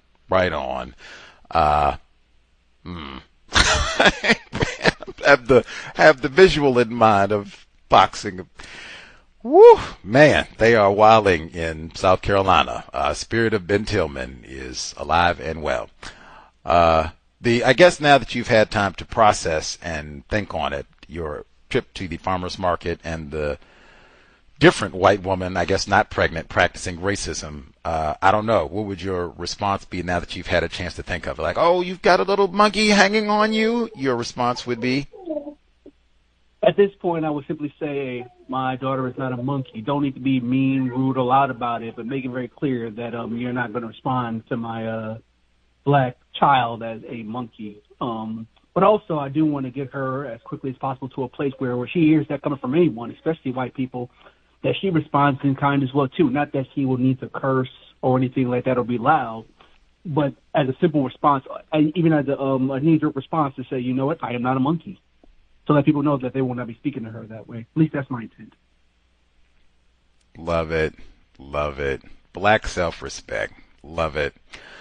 So those incidents can be kind of shocking in the workplace. Another reason why we have the program, Neutralizing Workplace Racism, because it can be kind of, I'm just here trying to get watermelon and grapefruits, cherries and strawberries. And then, oh, look at them. Like, what is like just... Man, the system of white supremacy even the black female working in New York. I'm just here. I'm trying to do my job, get home to my child. And, hey, I'm trying to make some biracial babies and choke you to like, what? What? It can be such a shocking experience. It can really shut down our ability to think and respond. But some of this we can cut through just not being shocked. Even at the farmer's market, I expect white people to practice racism, cheat me out of my strawberries, call me a monkey at the same time. Much obliged, non-Clemson grad. Shout to Double O Dimples. Seems like now, I'm going to tell you, now this is how tacky and trifling the system of white supremacy racism is. Double O Dimples is not even 4 years old. We have multiple incidents in the Cow's archives of her being called a monkey. Not even 4 years old. Multiple. Like, by the time she hits like 8, PhD expert. I got all that. I know all about your simian jokes. Get on out of here. Moving on to something else. context of white supremacy. Let's see. Our caller 2752 should be with us. Hello, can I be heard? Yes, sir. Hey, God bless Gusty. Hope all is well. First, I want to say thank you for being so thorough, so consistent as always. 5 quick hits. Hopefully I don't take too long. First off, as far as investment goes, do you still need that MacBook that's on your wish list? 1. 2, I just got, I'm still learning, but I just sort of came across your content, and now that I'm hearing them all the way through, at the end I heard Neely Fuller speak about the creator. When you say the creator, what does that mean in your code when you mention the creator at the end of your shows? And speaking about the code and the last caller, I recently started saying still learning because I am still learning, and that is the state that I'm in. A lot of people, white and non-white, work and not professional, are kind of uncomfortable with that because, the colloquial thing to say is, I'm okay, how you doing? But no, I'm not okay. I'm a prisoner on this plantation, and so I'm saying still learning. And, they laugh, try to talk around it. No, but how are you actually feeling? And it makes people feel uncomfortable when you're actually not saying okay. So, I appreciate Fuller for that. And I wanted to get your opinion. It's so funny you started talking about the yuck, the black people, get away, you're not from America, because I have someone on the job who is a part of that. They call themselves the FDA community, and it is disgusting because it is not, other non-white people are not the problem. If you think critically about it, like, why is there mass migration? Why is this stratification amongst non-white people? You have to really think about that. And I wanted to get your opinion about how to deal with that at the workplace, because I don't want no pop at the, oh, you're not FDA. I wanted to get your opinion on that. And the last 5th thing, not sure if you heard, black culture, recently in New York City, this woman named Julia Anderson was murdered. And it's recently coming out. I think it was a family member of hers who was upset about some inheritance. This black, not the workplace, but, this black family is killing each other. Such a shame. I wanted to know if you heard about that, if you have any thoughts about it, and I'll mute my line. Thank you, Gusty. Much obliged, sir. With the Julia Anderson case, I did not hear about that one. I'll have to check. I guess he said that was kind of recent, so I guess I'm a little bit behind, a day or 2 or 3 or whenever it happened. But no, I did not hear about that one. I will have to investigate black culture. I don't know what sort of job you have, and you don't have to share if you don't want to. I'm just I don't think. Wait, did you want me to share? I mean, am I muted or? We can hear you. Oh no, I work in education. I work in a school. Oh, okay. I've worked in the school system. Like, I would not feel comfortable talking about so-called FDA and we got these pretend black people. Like, I don't think that is acceptable professional content for a school environment, any school environment that I've been in or can kind of conceive in my brain computer. Even if it was all black people, where everybody born in the U.S., they have 8 great-grandparents who were all born in Mississippi. Even then, I do not think that this is acceptable content to discuss in a school or work environment, period. This is what I've been saying at the beginning. Let's just talk about the job. All this other stuff, hey, because we're not trying to get into no grappling and wrestling and what you hate. Let's just talk about the job. So, wow, I have nothing to say. Now, unless they're going to come and start talking to me specifically. Where are you? Let me see your papers. Where's your birth certificate? Where are you from? You say something? You got to, old Toussaint Negre here. Unless it's something like that where it's, whoa, I'm about to get jumped here. They're going to key my car. If they're just presenting their views, I haven't been asked any questions, anything like that. I have nothing to say. I'm not participating. At most, we got these old pretend black people, and I say we need to get these old Toussaint folks and black brother in South Carolina, get him on out of here too. I don't like them Nigerians either. They'll mess you over too. We can get rid of all of them. I like red, white is 250 years, and it's for black people that's right here, not them old pretend black people. The most they gonna get out of me.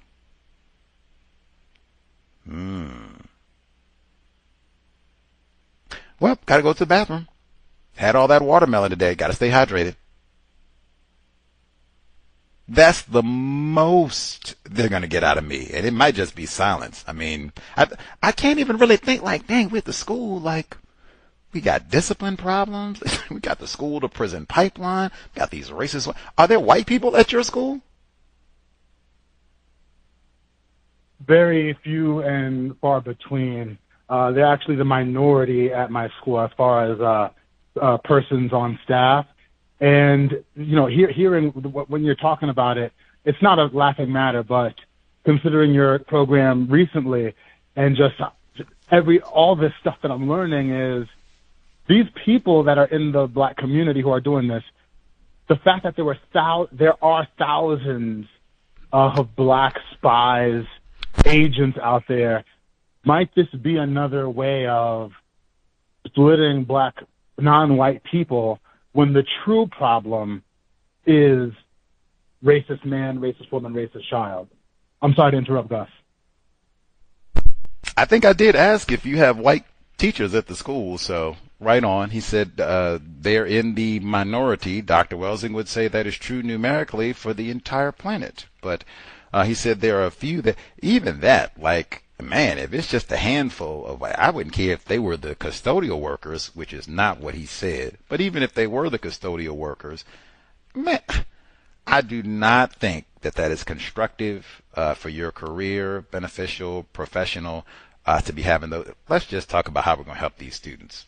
I mean, unless that's in the lesson plan, unless they got that, we got to talk about foundational black people and all that in the lesson plan, which I cannot imagine being the case. But I mean, if you can't talk about race and wokeness and all the rest of it, you certainly, I would think, can't talk about all that. So let's just talk about the school and what we're going to do to stay safe, not have Dill and Reb come shoot up the school, not have the resource officers slam everyone. Maybe we can stop shoving all this sugar and fruit by the foot and Chips Ahoy. It's a billion things that we would have to talk about before we get to, got these old fake black people. Like, man, just, woo, black culture. Anyway, and who knows where this came from? Who knows? Exactly. The problem is white people. It would be big time about minimizing conflict. And I have nothing to say but things that are about the job. With regards to these, or I guess, yeah, same environment when hey, black brother, foundational black brother, how you doing today? And you say, oh, I'm still learning. Now that's even greater context because you're at a school. We are supposed to promote, like that's, hey, beautiful, great example for our students and lifelong students, and we're always learning. And there's some of that. No, it's what? Still what? What is it? How you really doing, niggers?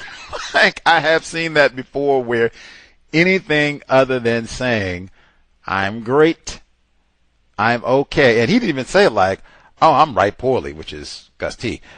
He didn't say, I'm doing terrible as a victim of racism. I'm doing terrible as a privileged black man. I'm still learning, which again, I say, we're in education. That is like the best thing you could say, right? I would think Bay Area mom, right? You going still learning. Like that could be how we start the day. How are we doing? Still learning. Yeah. And then we go grab our books. No. My name's strange. That is the system of white supremacy. That is worthy of great pity. And it just shows like what a narrow, niggardly script we have in terms of it's so like how many choices do I have for an acceptable response? 3. You can say great, okay, good. That's about it. Anything beyond that,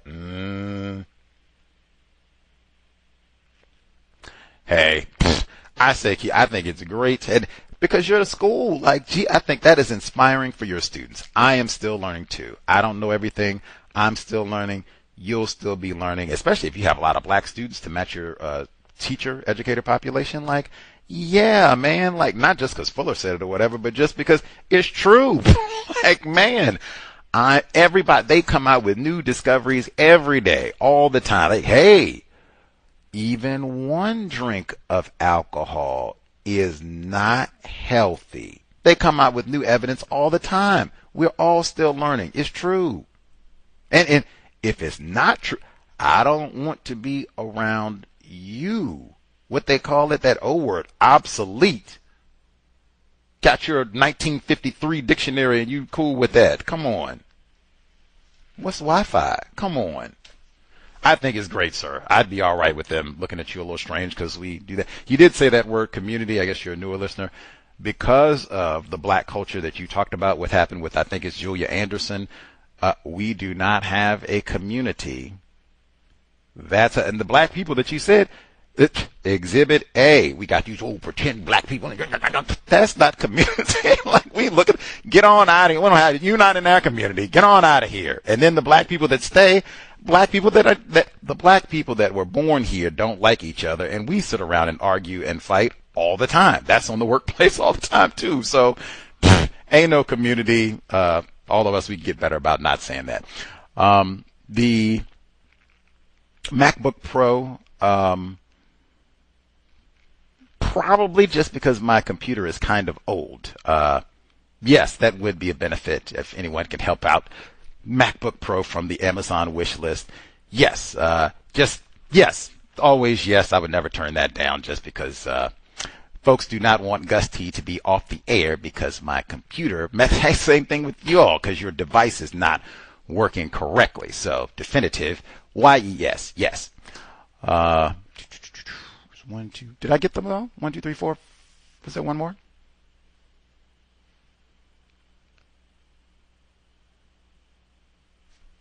Oh, yeah, there was one more regarding the creator at the end of every program.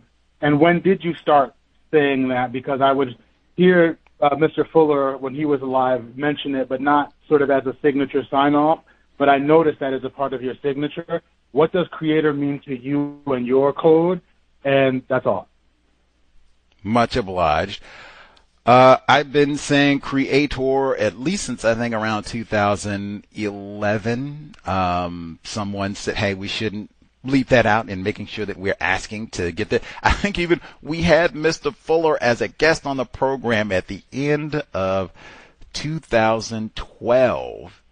And in the midst of, towards the end of that talk, he said, I think it was his 18th visit specifically, he said, or I asked him directly, black people, we have not been focused on replacing white supremacy with justice. He said definitively, no, absolutely not. You can look at our conduct and see that we are not focused on that at all. We are focused on everything else but that. So around that time, 2011, 2012, I started deliberately saying that to make sure there is an explicit request, solve this problem, replace white supremacy with justice, so that we have a direct focus on that.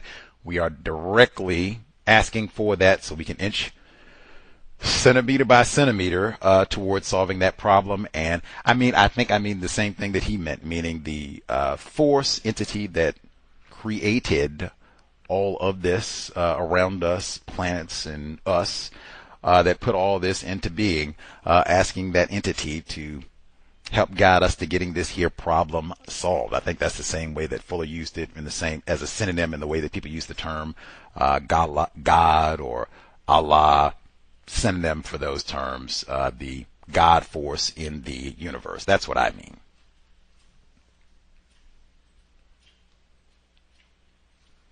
Hopefully that answered. Thank you. Much obliged. Hopefully that answered all 5 of the questions, but I think that's great. Still learning. I am still learning. There's so much to learn. I just learned the other day they had 352 informants in Memphis at least at the time that Dr. King was killed. I didn't know that until just days ago. still learning. And as I said, man, model that for your students. That is amazing. Like unit now, normally I would say make sure you tell them where you got the quote from, nearly for the junior academic setting. Like we don't want to be stealing quotes, and people say that you plagiarism and all the rest of it. But, you might get in trouble for that. They say you're in there talking about McJ or whatever else. But man, just that concept. My brain is not stagnant in the workplace, school, same thing. My brain is not stagnant. I'm trying to learn. And at work, I'm not trying to learn gossip. I'm not trying to learn, Peggy, who's she sleeping with? Is she having an affair with that? Now, pause. If they're talking about Inspector Schublin and what he's doing, I do want to know that. Not on the gossip and what's going on. No. This is for safety. He did what? What in the office? When? Right now. Did they report this? Questions. You want to know all of that, but I am not here to learn nothing about no gossip, what clothes you got on, who you slept with, none of that nonsense. I'm trying to learn as much as possible so that I can get my promotions, my raises, replace white supremacy with justice. These are things I'm trying to learn, not no foolishness. That's in the workplace and in the world at large. White people will waste our time to come and talk about nonsense at work and beyond. We'll waste our time and energy to come and talk about foolishness. That's not going to help us solve any problems. Certainly not going to help us replace racism with justice. Anyway, and that would go for non-white people too. That's one of the ways that you can minimize conflict at work. I say that all the time. That's one way you can be preemptive. They should know. If you work with white people or non-white people, your colleagues should know. Old Gus T, old non-Clemson grad, he don't do none of that. He ain't gonna sit around and waste 30 minutes with you talking about what happened with the FIFA tournament. He's not gonna sit around and waste 50 minutes talking to you about what they did for the weekend and the gossip and talking bad about people. Serious. Old Lakeisha, she is serious. All she is talking about things on the job and getting her promotions and getting her trainings, and she ain't gonna waste no time talking about not courteous as can be, but she ain't gonna waste no time talking about. That's the sort of reputation that you want in the workplace with non-white people and white people. Particularly now, since everyone is hostile and ready to throw you down the elevator shaft or bust a cap in you because you said so. And like I said, a lot of times these old disputes, they start because of things like that. I'm bringing up the FDA again just because I told you I personally despise all of that. But it could be whatever. It could be, what's your favorite flavor ice cream? Rocky Road. Nigga, you like Rocky Road? I say it's pistachio. Arr! That's the sort of, it could be anything. You like the Knicks? I like the Rockets. Arr! Anything. It ain't got nothing to do with the job. Talking about nothing but things related to the work. And we bring up, see that right there, what he just said. We bring up things. It ain't going to just be what type of ice cream you like. Oh, what's your sports team? Oh, you like the Knicks? No. We going to bring up foundational blackness, something. You know that's going to be conflict. All y'all do is something. You got to, God forbid we have a Haitian or two. We go, oh, you exactly what we're talking about. Arr. We bring up things where it's going to be conflict, where it's going to be an opportunity to go, what? You don't agree with me? What? Oh, where's my pistol? And then there's Julian. We didn't have, like I said, we didn't have black people this week, thankfully. We didn't have black people killing other black people. There was lots of non-white violence in the workplace, but these were not black people. This week, we've had more than enough of that whole year, really. Anyway, much obliged, good sir. The number again, 720-716-7300. The code 564-943 pound.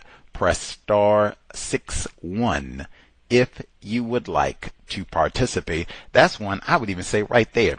If you were, particularly if you work in an environment, you work with mostly people classified as black, or you just work, it could be white people there, that's fine. You work with a significant population of black people. Pay attention how often do they bring up subject matter where this is something that could easily generate conflict? And what I mean by that, it's difficult, in my opinion, if we're talking about cooking. Generally speaking, it's going to be difficult to have an argument about banana pudding. Generally speaking, it's going to be hard to have an argument about watermelon. We are not, I'm talking about black people, pay attention to how often we do not bring up topics like that. We bring up topics for conflict in the workplace. Pay attention to how often, and even it could be banana pudding if it's, what? You like the banana pudding with the vanilla wafers in it? I don't think the vanilla wafer's supposed to be. The vanilla wafer's supposed to be on the side. Nigga, you don't even know how to cook. Who told you what banana? It could be, but just pay attention how frequently it's, we got to talk about Obama. You've heard people say, hey, I don't talk about no politics in the workplace. Oh, no. We got to bring up Obama. Trayvon. It'll be something like that where, you know, everybody, this is like one of them explosive arguments. Could be blood in the street by the time we're done.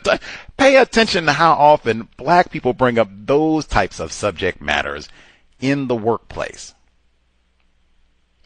Minimize. I'm not saying white people don't. I'm just saying, man, just from what you all have reported and my own observations, it seems like that could be a pattern that hopefully we can work on doing a lot better.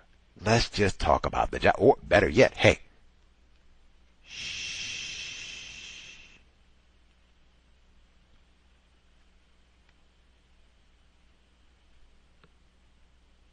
a lot of these jobs could do with a lot less chatter. Keep saying that. It's hard. You don't hear, generally speaking, when they have the shootings, somebody goes mad, what they say, postal. Generally, you do not hear them saying, that quiet fella in the back said about 3 words every month. Didn't hardly hear him. I had to get him. He was on the top of my list. You know, I don't like no quiet fella. You generally don't hear that. The quiet person, they don't have all the vendettas against them, generally speaking. Let's see. Email number 1. Untiljustice@gmail.com. Untiljustice@gmail.com. Email number 1. Our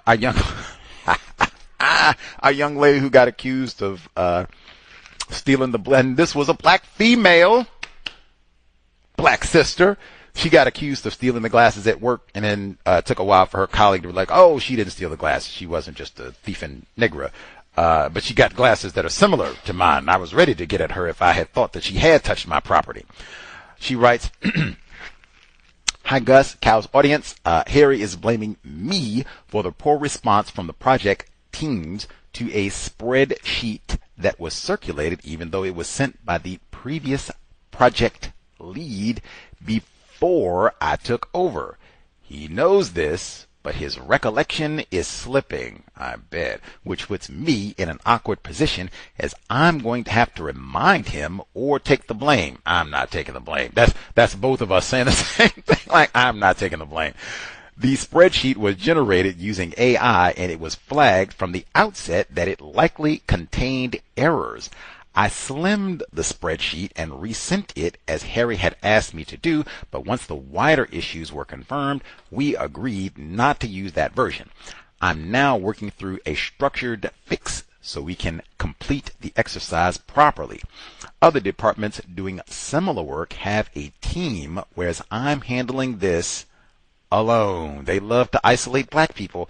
Meanwhile, right-wing Ashley has been given additional resources for work that is normally a part-time role. Last week, she left a message in the division's Teams chat that she had cleared all applications. The first time she has done so in the 18 months she has worked on the project.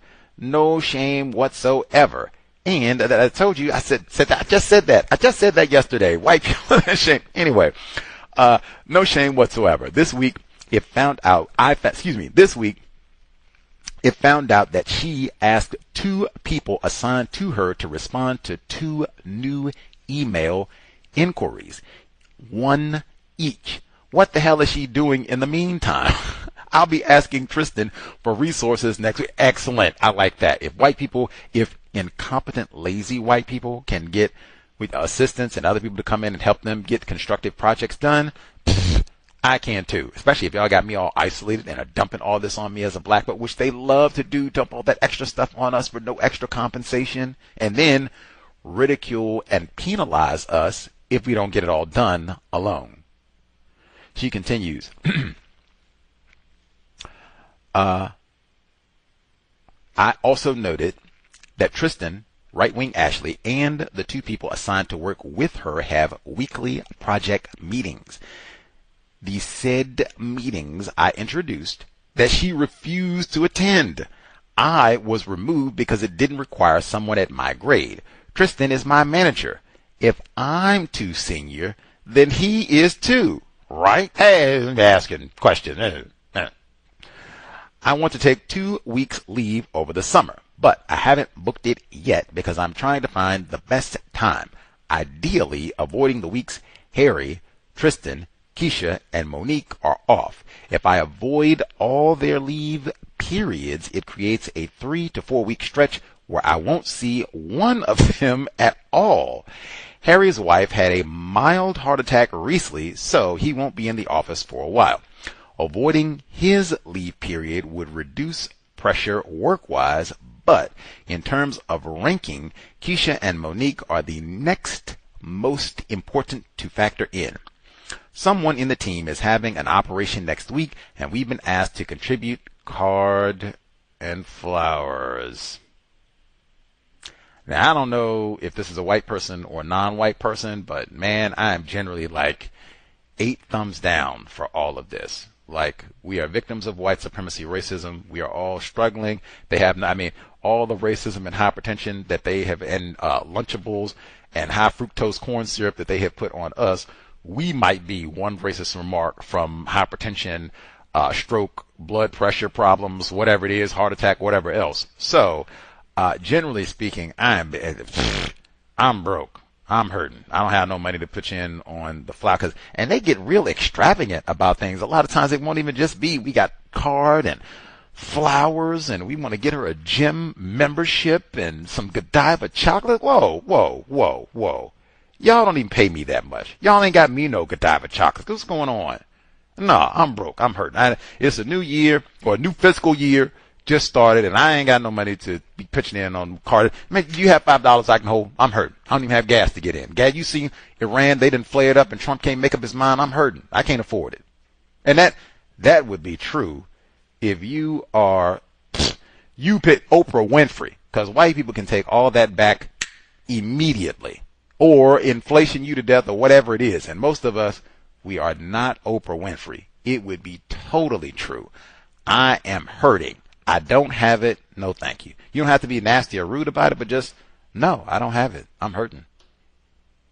Hope she done pulls through. We'll be rooting for her if you do all, or we'll be praying if you do all that. But yeah, I just don't have it. And don't feel bad about that at all. I'm irritated because I don't want to spend my money on a race. Facts. When Zoe had her baby, Phoebe told everyone they needed to contribute and to give generously. I didn't put anything into that collection. I say don't put into this collection. Like, man, I do not feel, and I wouldn't feel bad about it. I'm hurting. I don't have it. I have children, medical expenses, petrol is out of the roof. Like, come on. I'm hurting. You ain't got to put it in. The FIFA tickets is crazy. Hey, I don't have it. I will wish them the best, but yeah, it's rough, man. We barely getting by. And if you are a victim of white supremacy, this is true. Even if you got a 6-figure, I don't know how much this person makes, but even if you make 6 figures, this is true. You're a victim of racism. I say don't contribute. I've never heard anybody say they got fired because they didn't contribute in a birthday card or what. I've heard some people say that they got dirty looks, which you get, say that white people gave them mean looks for a period of time, most of which they would do anyway. White people spread some rumors about them, you old cheapskate, didn't want to pitch in on the card. which they would probably do anyway, I say skip it, especially if you're feeling like, I don't even really want to. That. I think we've had other people who call it the courthouse and other folks where they came around and tried to pressure them about all this, where they had somebody who was going to leave or retire or they were getting married. And like I said, sometimes they'll be really ridiculous. Like they'll get really, really expensive things. Like we got to go to Nordstrom's and get them a $500 gift. Like, whoa, wait a minute now. I just don't have it. Sorry. My children got to eat and everything. And, maybe next time. Leave it in, probably not then either, but we'll leave it at that. Much obliged. The email is until now. If this was a black person or someone that you have rapport with, I'd probably feel different. And even then, I'd probably say you don't have to participate in the group effort. If you have a direct connection with this person, you can go get them a card yourself. Like, I don't even mess with them vultures in the office or whatever. So, I went and got my. Plus, they were talking about getting food or what have you, and I didn't know they would put their hands in it and all this stuff. This is from me. We kick it, and I got you. I'm gonna come up here and visit you. This is my card, my flowers, or whatever you want to get them, and right on. They know it's sincere if you got a rapport with that person. But man, if this is some race or even a non-white person, and you all just don't have a relationship like that, no, thank you. I wish him the best. The email untiljustice@gmail.com. The number 720-716-7300. The code 564943 pound. Press star 61 if you would like to participate. Let us know, particularly, let us know. If folks, do we have anybody where they got those, whatever it is, they wanted you to pitch in on some sort of gift or what have you that they were going to get for a colleague who was getting married or retiring or about to have an operation or whatever it is. They had a child. Anybody been punished for that? If you're here in the archive, you can email and let us know. But I've never heard anyone say that they got punished. And I've heard many listeners say no. For that side, they declined. And like I said, at most they said that white people gave them some nasty looks, or even some of the non-white people gave them nasty looks. They kept their job. We moved forward. I don't think that's the sort of thing that they're going to, generally speaking, I don't think that's the sort of thing that they will retaliate against you for being broke. Come on. They know you're a black person in the system of racism. So, they don't think you're Bill Gates, Jeff Bezos. Let's see. I'll give Dr. Was, I said I got her employee personnel record. As with Mr. Fuller's, at least partial at this point, and I've been reading tidbits from Mr. Fuller's personnel record, just hearing his meticulous mind and how it worked at the Bureau of Engraving and Printing for so many decades, and how that transferred seamlessly to his analysis of racism, white supremacy, and his still learning counter-racism code. The same is true for Dr. Welsing, although, as I said last week, my initial impression from just kind of roughly looking at both files that I have at this point, it seems that racism was more of a problem for Dr. Welsing in her career than Mr. Fuller in terms of causing problems on the job for Dr. Welsing. And again, she was terminated at Howard, denied tenure, so that's kind of self-evident. But seeing it in writing is a little different in the evaluations and such. But anyway, so we'll do report number 2. Let's see. This is from 1983, June. How about that? June 13, 1983. So about 30 days behind where we are now. This is from Paul Worthy, Dr. Welsing's supervisor at the Paul Robeson School for Growth and Development, North Community Mental Health Center, 1125 Spring Road, Northwest Washington, D.C. This reads, Dear Dr. Hardaway, I would like to recommend that Dr. Francis C. Welsing, Clinical Director in the Paul Robeson School, receive an outstanding award for her level of performance in the school. Dr. Welsing has provided several new dimensions to the clinical program this year that will benefit staff and students. 2 of the new working concepts include a new psychoeducation management process and a dimensional evaluation system. All of Dr. Welsing's strengths demonstrate her outstanding performance in the implementation of the psychoeducation concept. Frances was responsible for many new program innovations in the school this year. All of her evaluations reflect a very high level of success. Her ideas and unyielding donation of personal time cannot be matched without reflecting on the success of the program. It has been consistently evident that her intellectual equipment allows her to perform above average in many academic areas. The level of motivation demonstrated by her positiveness in every area continues to be an asset to her functioning in the program. The students and clients are remarkable demonstrations of good therapeutic practices. She has proven that to work with this population, one must develop an understanding of the dynamics of the family structure in our urban setting. Dr. Welsing has worked to promote the program by allowing over 90% of the staff to become directly involved with her in some form of clinical consultation. I would highly recommend that Dr. Frances C. Welsing receive an outstanding award to go with her rating from the Paul Robeson School and Psychoeducational Program. Sincerely yours, Paul Worthy. And as I said, she has lots and lots and lots of recommendations and evaluations that sound just like that, where she gets all of her cash bonuses and awards and certificate for outstanding award and all that old good stuff. Just, hey, and about what one would expect from the Grandcestor, Dr. Frances Cress Welsing. But this is 1983, and I think she got a few of these. As I said, I'll share.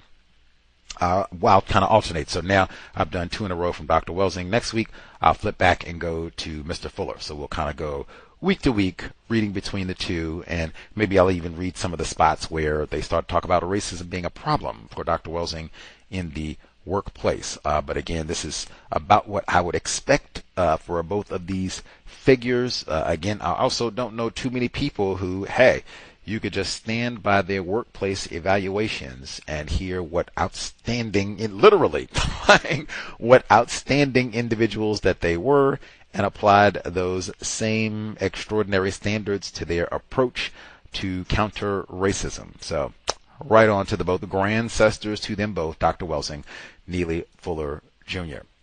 Let's see. Other folks have, well, before we get to other folks, we should be here tomorrow. The Catherine Massey Book Club. I'm so excited. Robert and Mabel Williams, their dual memoirs. We just got to chapter 2. We did the preface and the first 2 chapters last week, so picking up on chapter 3 tomorrow. I'm so excited. The little bit that we read last week was extraordinary. Picking up right where we left off last week with Robert F. Williams. North Carolina history. So-called civil rights history. Even last week, exactly what you heard today. Inspector in New York, Shublin, race soldier, raped this black female, makes him biracial. Robert F. Williams spent a good chunk of the first 2 chapters of his memoir talking about and they were enforcement officers in Monroe, North Carolina, raping black female. And apparently, this was widespread white culture. He talked about white people smacking around, degrading and terrorizing black people all day long, and then a parade of white men into the Negro area of town to rape black females and then brag about doing so. That's what he said his childhood was. That and running scared from drunk white Man, I said, remind me of Nolan Wells. Worst combination you can think of, white people and alcohol. But that is tomorrow, 8 p.m. Eastern, 5 p.m. Pacific. The memoirs of Robert and Mabel Williams. Super excited. The biography kings. And then we'll be here on Saturday, 8 p.m. Eastern, 5 p.m. Pacific. The Counter-Racist Weekly Review update on Nolan Wells, Daniel Irving, other, unfortunately, black people who made errors thinking not all white people are racist. See, maybe I could get down with the foundational folks. Said, oh man, them old Haitians, you see what they did to Nolan Wells? Man, they say, oh man, Daniel Irving, you see them old Nigerians, old non-Clemson grad, his cut, you see what they did to them? That don't never happen. It's the same people every time. Use your suspects. But that's Saturday, 8 p.m. Eastern, 5 p.m. Pacific. Again, more non-white people who made the error. Not all white people are racist. Any hoodles. Other folks, if you have commentary for the workplace and tips for the job, certainly if you have any tips to help keep Inspector Shublin, to keep his paws off of you, to stay out of his office from the beginning, *61, and or folks, if you have tips on minimizing conflict, especially conflict with other non-white people in the workplace, so we don't fall down the elevator shaft and die, let us know. Desperately needed. Let us see. Oh no. Our privileged black male tumbling dice, hopefully not accused of anything new this week. Tumbling dice should be with us as well. Hi, good evening, Gus. What I'd like to add to what you were saying about expecting you to give gifts in the workplace to these race soldiers. What I notice all the time, a lot of victims, they every Friday, like clockwork, you see them bringing in Starbucks and donuts and all kind of pastries for these race soldiers. You know what I'm saying? To try to ingratiate themselves with the race soldiers. You know. And then another thing I see too, when the race soldiers they're in the hospital or they're sick, they all want you to pull up money and to buy a card and to sign it, you know, and to buy bouquets of flowers and send for these people. And knowing that these people are bad, knowing that there is one race soldier, what he used to like to do, he will wait until a victim worked on the very last day. If the victim was on probation, and what he will do, if he didn't like the victim, he will wait until the very last day the victim was supposed to make probation. Then he will call him in the office, and then he will terminate them, because you know once you're in probation, you can't you have no recourse, you know. So he did that to like 3 or 4 victims, and karma came to him, and he was sick real bad, almost died.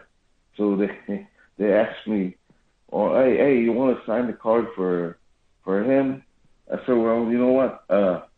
Bad, good riddance, bad rubbish."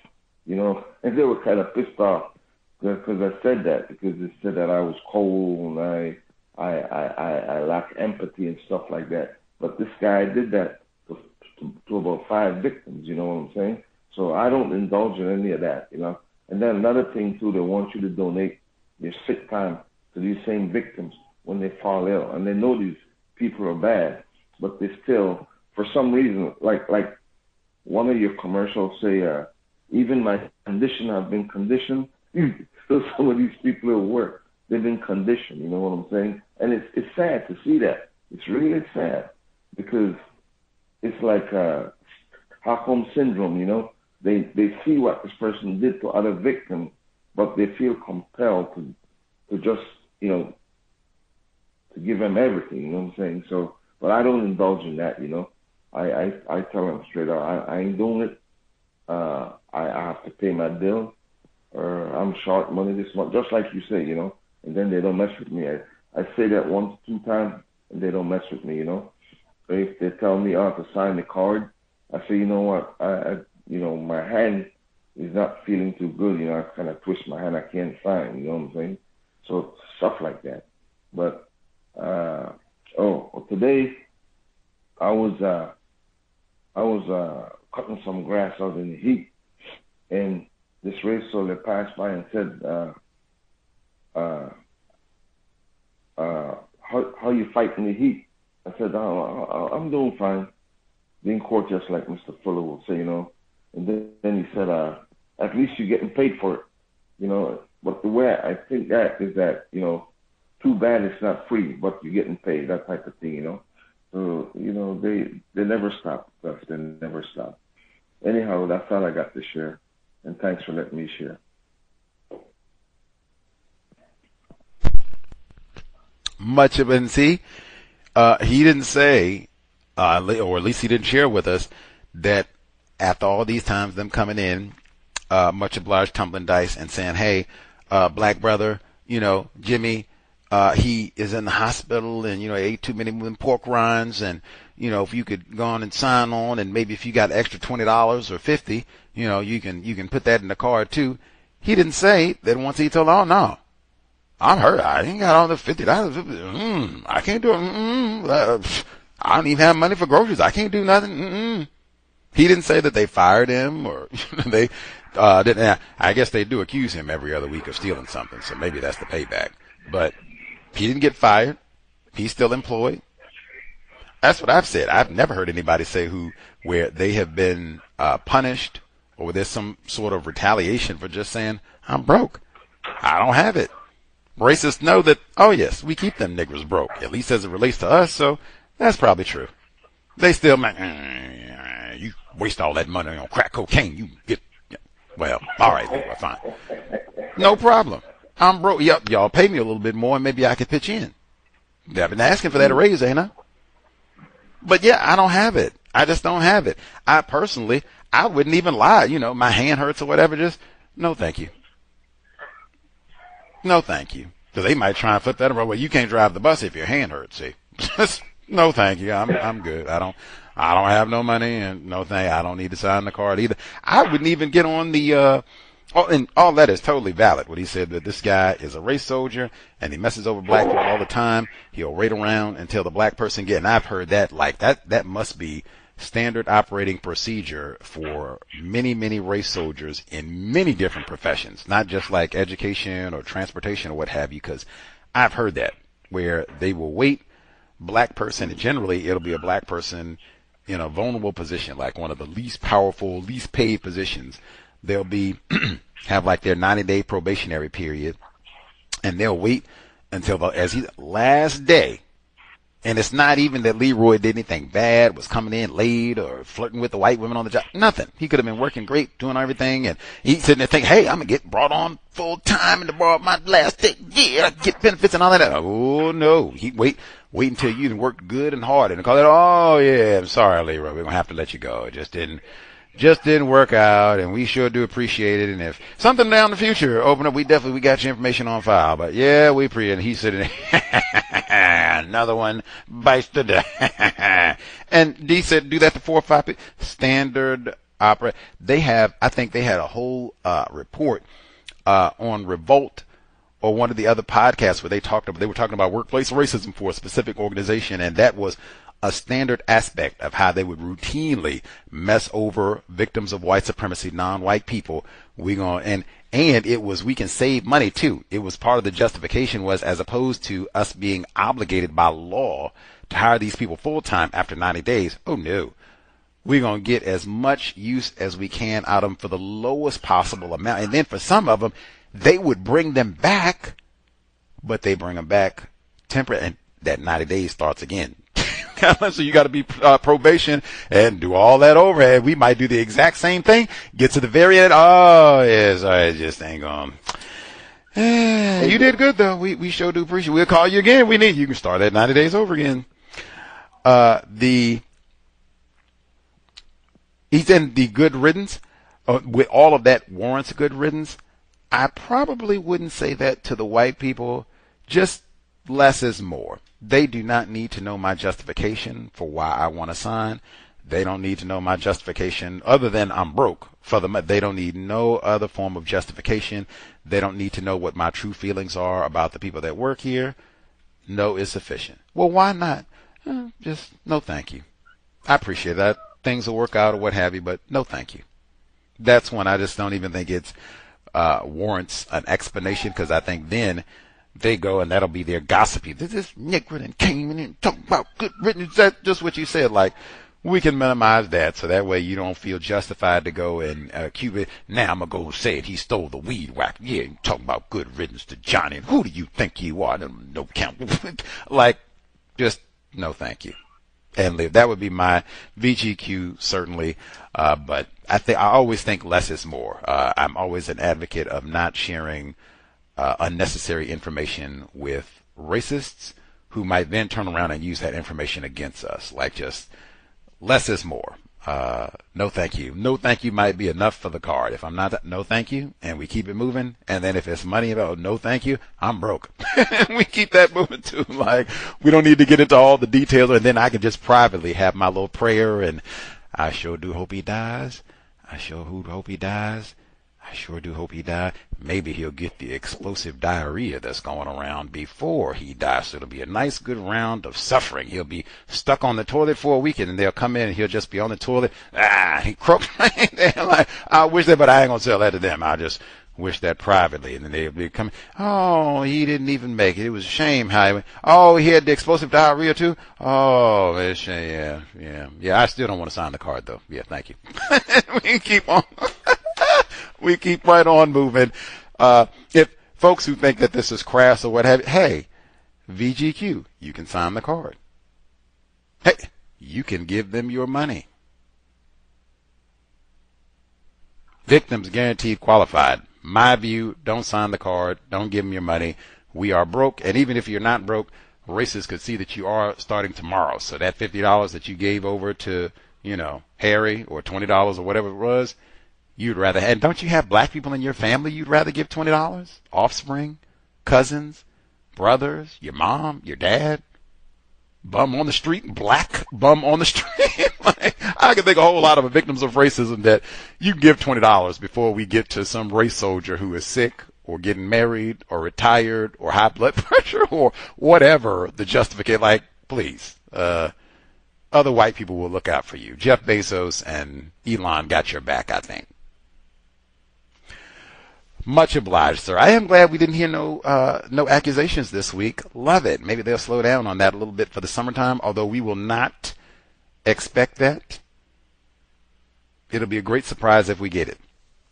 Let's see. Uh-oh. Yes, sir.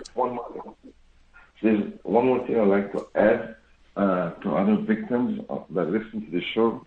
If you work for the school district, what they need to do is that if they're on probation and they're about to, let's say your probation is you come off probation next Friday, okay, you could take your sick day, you could take your sick day, you could go for urgent care, and you get sick day, okay, you're entitled, you could take go to urgent care, you get a sick note. And then when you get your sick note, you could take off as long as you want, as long as you got that doctor's note.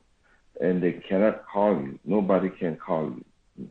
They cannot call you. They cannot bother you. So you stay on sick until after your probation date. Then after your probation date, they cannot fire you because you technically, you're still an employee, but you're sick and they can't touch you because, it's act of nature, and they cannot touch you because that's what happened to me. they wanted to fire me.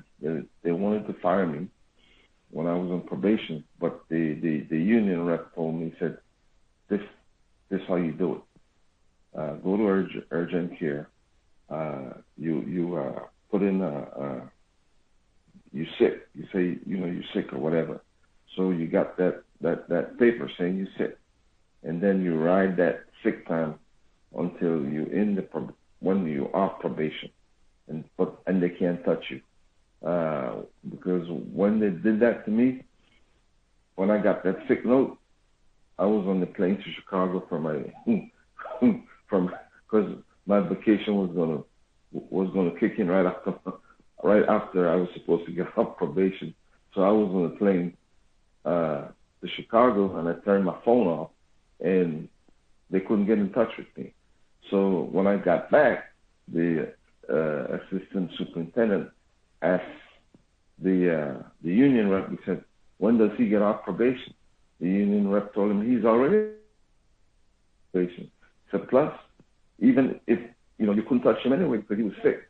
And I remember the union rep told me that he was so pissed off that he punched the desk and said, God damn, I missed it, So they do that, but that's the way to get around that for other victims, If they get all this hostility and they're on probation and they know that they're, they have some trepidation that might happen, that's the way to get around. So it's constructive information I'm giving, and thanks for letting me share again, bro. Thanks. Love it, tumbling dice. He said, now that's what I'm saying. That's what we need to be talking about. I don't want to hear nothing about no foundational black people or what you think how lame Obama is or constructed. How can I keep my job? They're going to be trying to get rid of me probably before my 90 days. How can I get past that so I keep my job? That's what I want to talk about. How can I get a raise? That's what I want. Promotion. That's what I want to talk about. All that other stuff, like, I got to go to the bathroom. Like, I'm not interested in any of that. And love it because that's so routine.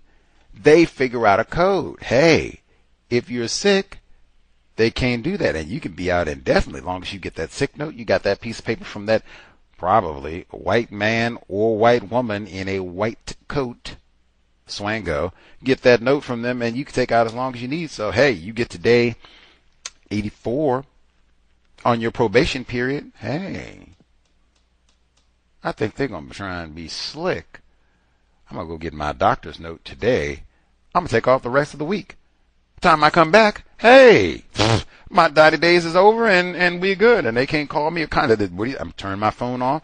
As soon as I go into the doctor's office and get my note for urgent care, I turn my phone off. I sit in the house in case they got investigated or what have you. I would say he was lying or all the rest of it because they love to say that about us. So I stay in the house. Ain't nobody see me. Or I'm out of town still. Nobody saw me. And then I come back in and hey, probation is over. Ching. And all that. Why am I upset and angry if we got somebody who's been here all this time, diligent, come in on time, punctual, competent, trying to learn, do a good job? Why would we be upset about having them on a regular basis? Oh no, that's not even what this is about. We like, particularly for non-white employed, them dark people, you're not supposed to have no benefits. You're not, and that's why I can't participate in the card giving. You all got me over here on probation, and I don't even know if I'm going to get through matters. I definitely ain't got no extra coins to put down in the card. Like, you have to come and ask me when my 90 days is over. And maybe I'll think about it then. Probably not. But you get me after that period is over with. My probation is over with. Foolishness. Come on. But love it. And that's when you can share with other folks if they're on a job where they put you on probation like that, if they have that. Because I do think they have that on other jobs where if you have some sort of medical problem, if you end up getting sick, you get like a teaspoon of the Rona on day 89 of probation and you have to be out legitimately, like you got that doctor's note. There are other jobs. It's not just the school board in California. There are other jobs. It's the exact same thing. You are sick. They cannot harass you and nag you. They cannot, you didn't make it. Nope, none of that. if you end up having, if it was day 88 and you got sick and you have to take a week, so now when you come back, you've been, I don't know, what is that, like 93? Hey, full-time employee, all the benefits and all that, tough nookie. I have heard that from other jobs, and even where other people figured out the same thing. I'm going to make sure you don't do no last minute, we see you just didn't work out, Leroy, and we don't think we're going to, we're not doing none of that. I'm going to work this, doing the exact same by the rules and all that, and then you will have to fire me as a full-time employee. Now you can go get unemployment. You got a lot better to work with than just being cut loose as a probationary employee. Anywho, let's see.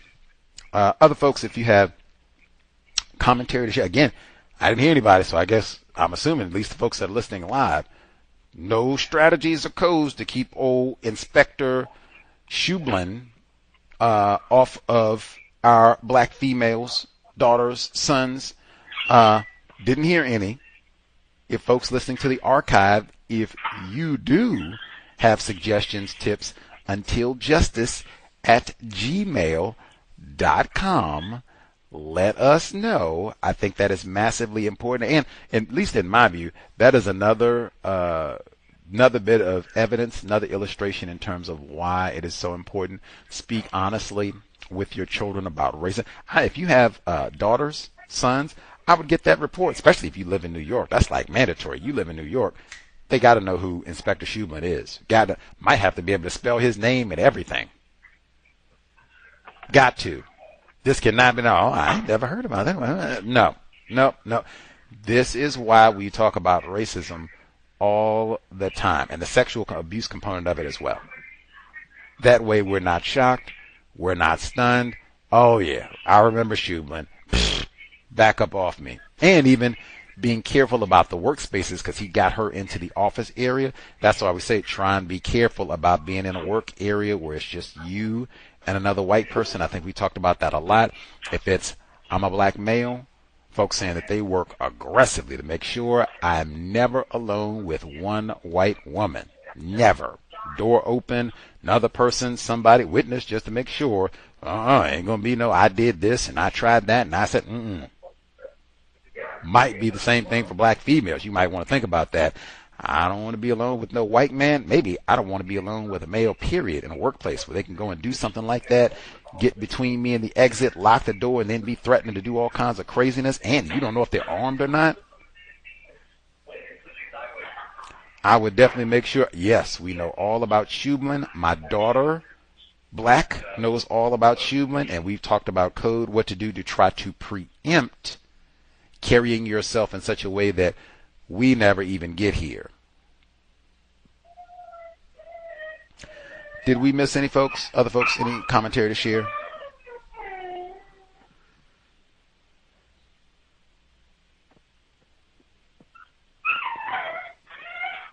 I'll assume that we nabbed everybody. I didn't hear any extra hands or see any extra hands or thoughts at this point. We will be here tomorrow, 8 p.m. Eastern, 5 p.m. Pacific. Second installment. Again, I'm set Biography Kings, and I think it's some workplace racism in here too, but I don't know. I haven't read this yet. We'll see. Robert and Mabel Williams dual memoir.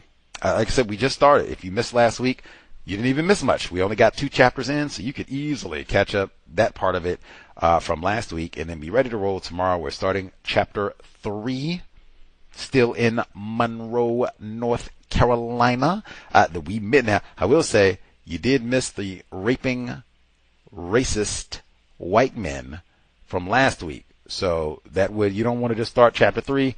Make sure you go back and get that so you'll total context, and then moving forward, lots of black self-respect on display and armed black resistance from Robert and Mabel. Black couple too, not just black dude, black male, black female, armed self-defense as a total attempted family affair. Tomorrow, 8 p.m. Eastern, 5 p.m. Pacific. Catherine Massey Book Club. That's it for Nolan Wells. sobriety would be best under conditions of white supremacy.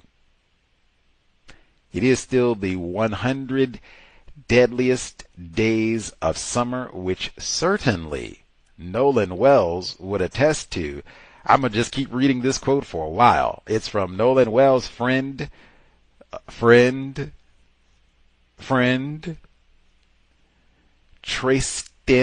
Shepard, Tracestin Shepard, Shepard.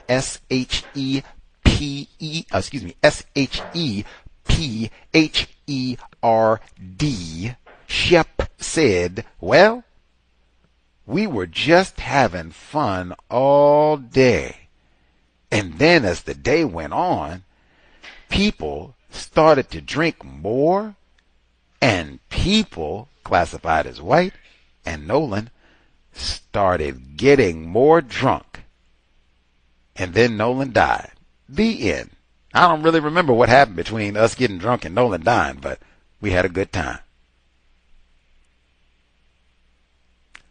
Sobriety would be best under conditions of white supremacy racism, one of the worst, deadliest combinations in the summertime known universe: white people, alcohol. They don't even remember how they killed you.